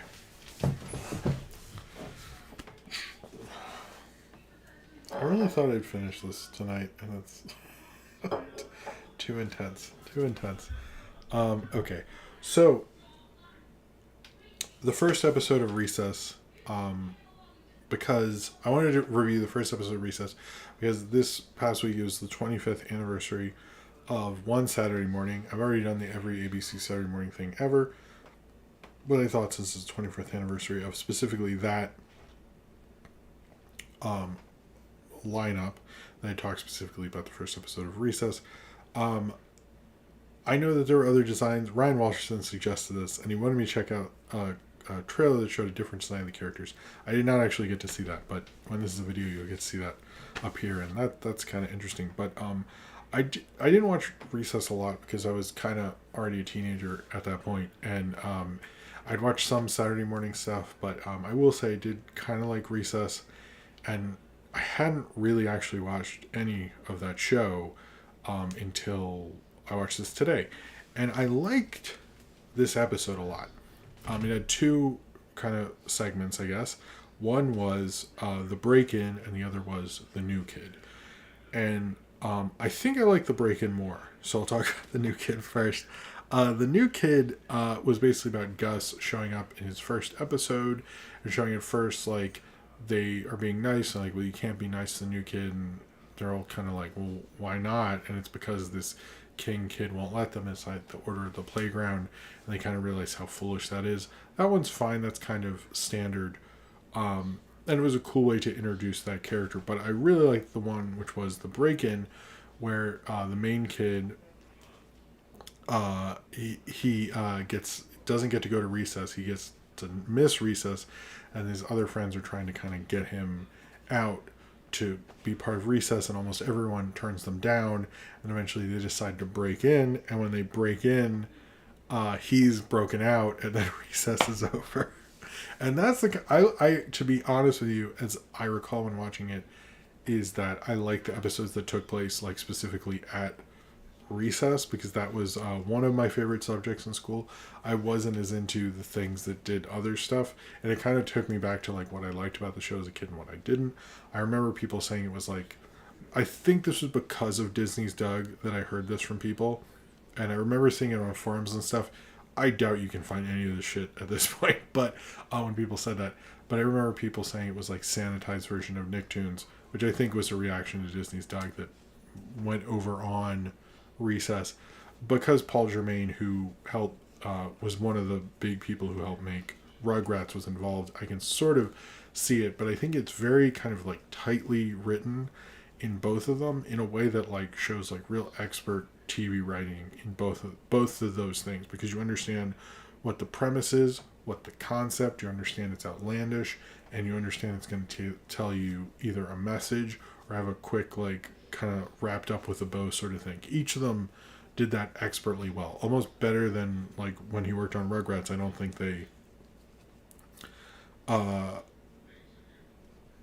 I think they did it kind of almost so efficiently, it's kind of ridiculous. It like very much feels like someone who loves writing wrote this show. So I did enjoy Recess when it was on. I did watch it, but I think the reason this show was such a success and gets referenced so much is because it is so expertly told, at least from this rewatching this first episode.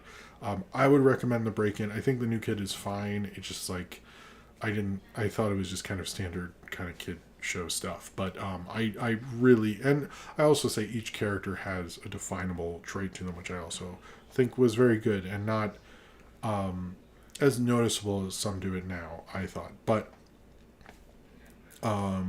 anyway, and the co-creator of Hey Arnold, I didn't know that, or worked on the co-creator of Recess, worked on Hey Arnold, which you can kind of tell. But yeah, I enjoyed this episode, but I mainly like the break-in. I think that was like kind of like a perfect little short in and of itself, but I think that one shows what's best about Recess and everything's doing. I do like that it's like the theme song and the end theme is like you're watching like a Stalag 17 or something, like you're watching like a prisoner of war movie, which I think is actually kind of funny. But yeah, just a really nice, tight, efficient cartoon, which was Recess. All right, so next up, have some water. So since I returned to the movies, I thought I would review, and I kind of might do some of these like movie things. I know there's a Muppet one I want to do as well, but I want to do the King of the Hill Will Rogers Institute PSA, which is kind of wild. It like starts with like Hank and Peggy, and they're at the White House, and the spaceships hit the White House, and then you see that. Oh my god, yeah. It's just, this is kind of wild. You see Bobby's 10 feet tall.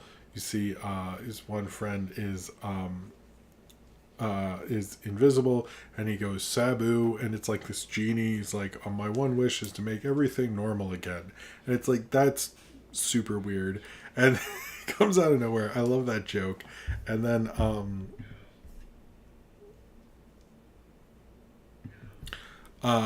I love that joke. And then they, you know, it's just them talking about how the movie, the King of the Hill movie, isn't a good idea. And that Ned Beatty played Bill. I thought that was funny. There's why did you recast me as Ned Beatty? I thought was pretty funny. And it's mainly to sell Will Rogers combo packs to help pulmonary disease or kind of lung disease. It's a funny short. It's really funny. I don't know what theaters it played in front of. It doesn't kind of list a chain on there, but this is on Will Rogers' YouTube channel. So I'm assuming the AdSense helps them support stuff. So if you watch it there, you actually help support them. I think it's just a great PSA because not only does it, you know, actually help a charity and stuff, but it's actually like funny in a way that first off it's like, yeah, there's no King of the Hill movie. This is our wild idea. Let's have fun with it. And here's a combo pack. And I like that it involves everybody. Dale's invisibility, and then him being naked and stuff. It's a wild ride of a thing, but I think it's pretty lovely actually. I wish they'd play it in front of Alamo Drafthouse. Should be playing this all the time. I guess you'd have to sell the Will Rogers snack pack or something because it's like semi-modern, but I really just think it like embodies like a kind of loose energy to animators. Like, let's just do a crazy idea. And King of the Hill's like much more like, you know, kind of hampered down and more controlled in a way. You know, it's more modest. And this is like throwing that caution into the wind, but in a kind of glorious way that I think kind of makes it kind of unique. Because you're like, wait, King of the Hill did what now? And who's Sabu? Did Sabu ever come back? I hope he did. Someone bring Sabu back. Justice for Sabu. But it's nice that they did this like kind of fun, cute little charity thing. And I actually never saw it in theaters. And if you did see it in theaters, either talk in the chat during here or tell me below in the comments what it was like seeing it and if you remember it. And I just think it's an interesting piece of King of the Hill and movie trivia. All right, so let's get to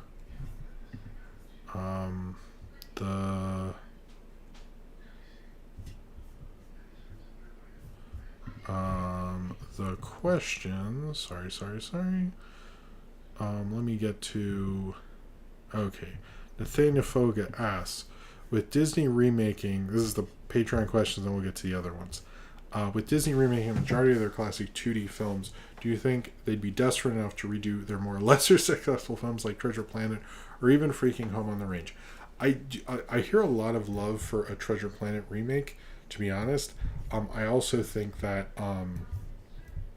I think Black Cauldron would do really well, especially with so many people doing Lord of the Rings and House of Dragons and stuff. I think would make a lot of sense to at least do that. I think they should do that. So Jordan Bouchard asks, when reminiscing on your past movie reviews, what are some that stand out in your memory and why?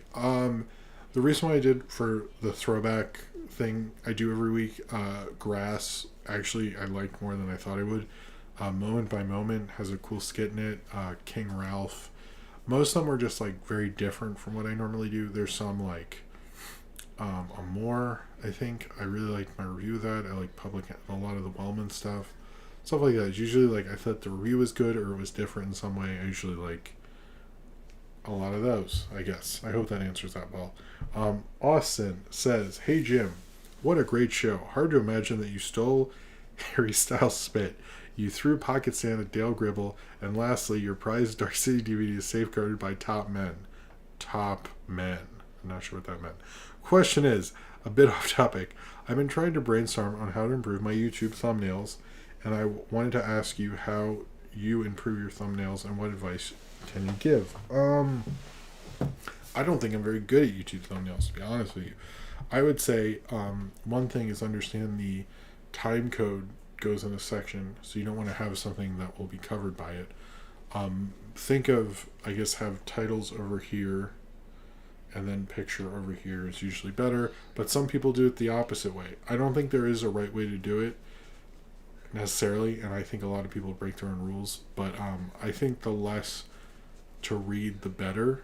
I think someone who's best at thumbnails, and I know people talking about him too much, is probably Mr. Beast, because all of his are very easy and digestible, and that's sort of what you want in a thumbnail, because not only are people looking at on YouTube, they're looking at on their phones, and very small. So think about, like, if you don't want, you want to be people to be able to read it very small or very big. So think of it that way. I hope that worked. Anyway, where I think Cornbread after the need Sabu for the revival from the devil. Oh, the devil's here tonight. Hi, devil. I hope you're good. Okay, Cornbread says questions now. Let's start the questions under this. Thank you, Cornbread. Who is Will Rogers? I think he was like a famous cowboy guy, I believe. Nathaniel Fogel, did you see the trailer for the Santa Clauses? I did. It was okay. I don't know. I'm not the biggest Santa Claus sequel guy. I like the original, though. Cornbread, did you steal those Sega games from GameStop? Led to the domino effect for them verging on bankruptcy and them doing NFTs. Is this all your fault? Look, I'm not going to say it's not my fault, but I didn't do any of the NFTs, so you can't blame me for that one. TuneJ723, what subway line should be expanded and where to? Maybe like further out in Queens and Brooklyn. I don't know. Maybe the G or something. Just further out. I feel like no one ever goes to this place because you have to take a car. Too much. The West End here said, if Universal asked you to make a new Jaws franchise in the Rain Jurassic World, how would you do it? Oh man, I do have an idea for the Bond franchise, which might become a movie crap segment in the future. Jaws franchise, I would probably do the... Some people say that Jaws should forget about the Brodies. I would have Brody's son, or grandson at this point, come back to Amity and be the police chief and kind of like be worried about everything and kind of dealing with people profiting off of the first Jaws events and sort of the second, and have to deal with another shark, and it would be kind of a next generation of Brodies, and they could go through the various, multiple sharks to the next one maybe. I don't know. I don't think Jaws kind of only works once, to be honest. They shouldn't keep making them. Where's the beef? Probably in the fridge, but I don't think we have any beef currently. So, Medela Butterfly, that was Nathaniel Fogel, by the way. When WB gets their shit together, what should they try to do with Harry Potter? Make a Cursed Child film or spin-offs the other wizard schools? I think a Cursed Child movie is inevitable. That is definitely going to be their Force Awakens. I think the problem is you got to wait more time. I think the biggest issue Harry Potter has, other than J.K. Rowling herself, which is... is the smartest thing Star Wars did was not make a movie between 1983 and 1999. They didn't do anything. In fact, when they came back, people were like, oh, you're back, thank God. And Harry Potter, it's like, you never left the party, you're still here, like, go away. So I think it's like, I think they did not think that out smart enough. They should. Fantastic Beasts should have been coming out like now would be sort of the time, but now you can't do it. So they should have waited to start, I think. Are there any shows, this is for Not Plausible, are there any shows that are objectively just okay, but that you absolutely love? I used to like the show Still Standing, and that is just okay. I think I'd say that one. Yeah, I'm going to go with that one. That's like my permanent okay show. Cornbread, do you think that fat cat sauce is as dangerous, lethal as the TikTok pink sauce or whatever that was? And does the world still need new sauces? This world always needs new sauces. I don't think it's as dangerous as whatever that pink stuff was. Lauren Jones, any specific film reviews planned for Halloween this year? Oh shit, I just went to... I do... Okay, so I do... There's a couple I want to do. One is, when I started YouTube, which is 2009, I've been doing this for a while. Everyone did a Paranormal Activity review, and I was like, you know what? I should finally do it. Everyone had a ton of views theirs because Paranormal Activity was like big then. I might actually do one this Halloween for the first one, just because I was like, that's always been a thing I should have done, and I should do it. As well as I want to do the Dorm That Drip Blood, and I would like to do the WNUF Halloween Special 2, and maybe some spooky shorts. I might do that the next movie crap segments, but we'll see. Okay. Oh, thank you for saying my thumbnails are great. I just saw that. Okay, Nathaniel Fogo, do you think we'll get the Mario trailer before the end of the year? I I wonder when we'll get that. I'm curious about that. I've been wondering that too. What's going on with that? Discount, Viscount. The best place to get bagels in NY. My old professor, who was from Brooklyn back when it was Irish and Italian immigrants and not rich hipsters, so the average bagel, like Noah's puffy bread. It really depends on what kind of bagel you want. If you want something heavy, Pick a Bagel is pretty good. But if you want lighter, I would say think about the kind of bagel you want, because I think a lot of people just go off of other people's advice and what they want as a bagel. That's my advice, because I think there are a lot of different places. But if you want if you want a hefty bagel, Pick a Bagel, which is I think that changed just in New York. But I would look around and see what's out there. I think you can get a good bagel in most places in New York. I've been to places in the Rockaways that got good bagels. Brooklyn, Manhattan. New York's got general good bagels. Question. Keanu is in for Constantine 2. Good thing. I remember everyone saying Constantine was a flop. I don't remember it being a flop. To me, it's just like Keanu's big and they can get him back to do something, so they're going to do it. They don't even care if it makes sense. That's what I think that is. Austin, did you get food when you saw Jaws, and how was it? I didn't really get food because I was wearing a mask and we were paranoid about COVID and stuff, so no food that time.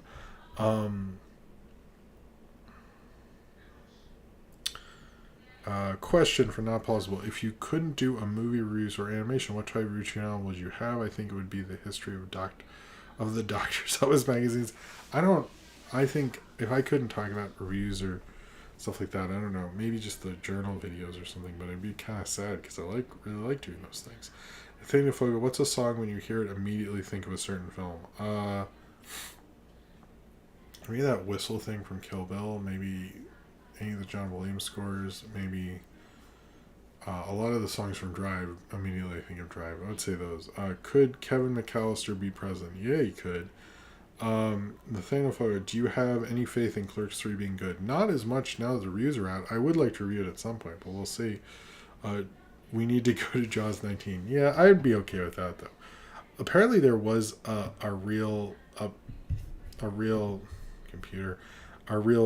idea to do Jaws 3 People 0 as like a parody thing, and it would be people getting killed by Jaws on the set of Jaws 3, and Spielberg was going to be involved in stuff.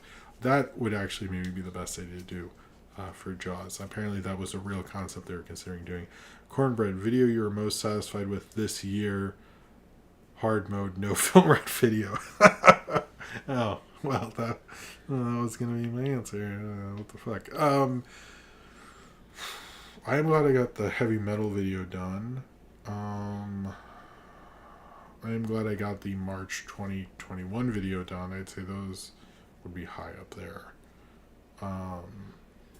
Batman is high up there. Heavy, yeah. I'd say those. One of those. Wow, you totally smart, Cornbread, smart. Question Frosted, are you excited for Pearl and Woman King? I need to see X, but then I need to see X. Maybe I'll do that for Halloween. I'm thinking about that as well. I hear a lot of good things about the Woman King. Originally, I was like, not sure if it was going to be a big thing or not, and should I review it? And I kind of feel like maybe I should. I don't know. I keep being asked about it. I was surprised. I didn't get asked about it before it came out. I think like the buzz is working for it in a good way. Can you think of like one positive to come out of the Warriors Discovery merger? I guess we're getting another one of those Batman movies. Well, if Looney Tunes gets a better home out of all this and gets promoted and more people see that stuff, that's not so bad. Even though I think HBO Max did well with Looney Tunes, they just didn't. Not enough people were watching them, unfortunately. What's the best thing you have in your fridge right now, Nathaniel Foco? Probably water. Probably. Cornbread, why'd you have to tell me the 20 years thing? Oh gosh, not plausible. Any tips to someone who might be visiting NYC pretty soon? If you get Dollar Pizza, if there is a line and it's a very populated Dollar Pizza, that is good Dollar Pizza. If it's in the middle of the street and no one's there, don't eat there. That's some good advice. Trust me. You'll be hungry and you'll be like, everything's expensive. If there's a line at the Dollar Pizza place, go there. It's worth the wait. Trust me. Don't go to the place with no line. Never do that. If it's, you want that pizza hot. Trust me. Oh, last question for me about Austin doing another Treehouse of Horror. I don't know, because it seemed like people didn't care the last one I did. Like, the views kept getting lower and lower, and I was like, maybe, I don't know. I was thinking about redoing it, so maybe at some point I will. Oh yeah, Puss in Boots. That's true. Puss in Boots. Forgot about that. What's your favorite kind of sandwich that you get from it? Probably like just a regular sandwich. Sorry. Let's do 2 more and we're done. Discount, Viscount, any Dr. Seuss book that should be a movie. I assume you've rehashed some of his book with having kids. All the ones I read are like the Foot book and stuff, so I don't know if I have a good answer for that. I do think maybe maybe the Foot book would work. I actually don't have a good answer for that, because it's either ones that have been made or the weird books. So I don't really have a good answer for that with having kids. You think I would, but I don't. Do you remember Emoji Movie plushies? No. That's interesting. Now, this will be the last one. What would you do for a Klondike bar? Oh, you have no idea. I mean, maybe spend $2. That's probably the most. I wish someone would just say that for once. All right. All right. Well, I'm glad I got that box question, because they're heading out. The zoo one could be good. The zoo one. The Foot book is just about feet. Red feet, blue feet, yellow feet. Look at these feet. It's like all about feet. And Mr. Brown, that's a big one. Mr. Brown says moo. All right. I think that is it. I wanted to get out the calendar and lease. So here's what we're going to do. I am hoping to have the next film route done in October. I have no clue when. So, let's say this now. Let's say the next movie Crap Live happens on October 22nd. I think that's a month from now. I think that's fair. Let's say it's happening then. If Film Route Video is coming out, it could go up. It could go down. We'll see. It is not happening Halloween weekend. So that's probably the latest I can do it that time. We'll see. But let's say that's the temp time. And I don't know about November. I'm assuming it would not be around Thanksgiving. But we'll come to that bridge in a month. I want to thank you all for watching, and everyone who liked the pizza party and who gave super chats during the show, which was very generous of all of you. And anyone who used the discount code on this, I thank you, Movie Palette, for being a sponsor during this one, my very first sponsor ever, which is kind of crazy. And yeah, I'm working on a lot of Film Route Video episodes writing-wise, although I'm working on the specific next episode currently. So there's a lot of those that are going to come out and all that stuff. But it's been a crazy long week and all that stuff, so I'm just glad to be here. So thank you, everyone. Everyone have a good night. Like this video if you haven't already. Enjoy these segments when they're later. I think the next video will be the Mystery Science Theater review, which I didn't get to do this week just because of everything. But everyone have a good night. Have a good life in general. Have a good week. And I will see you all next time. Thank you for being here, and good night.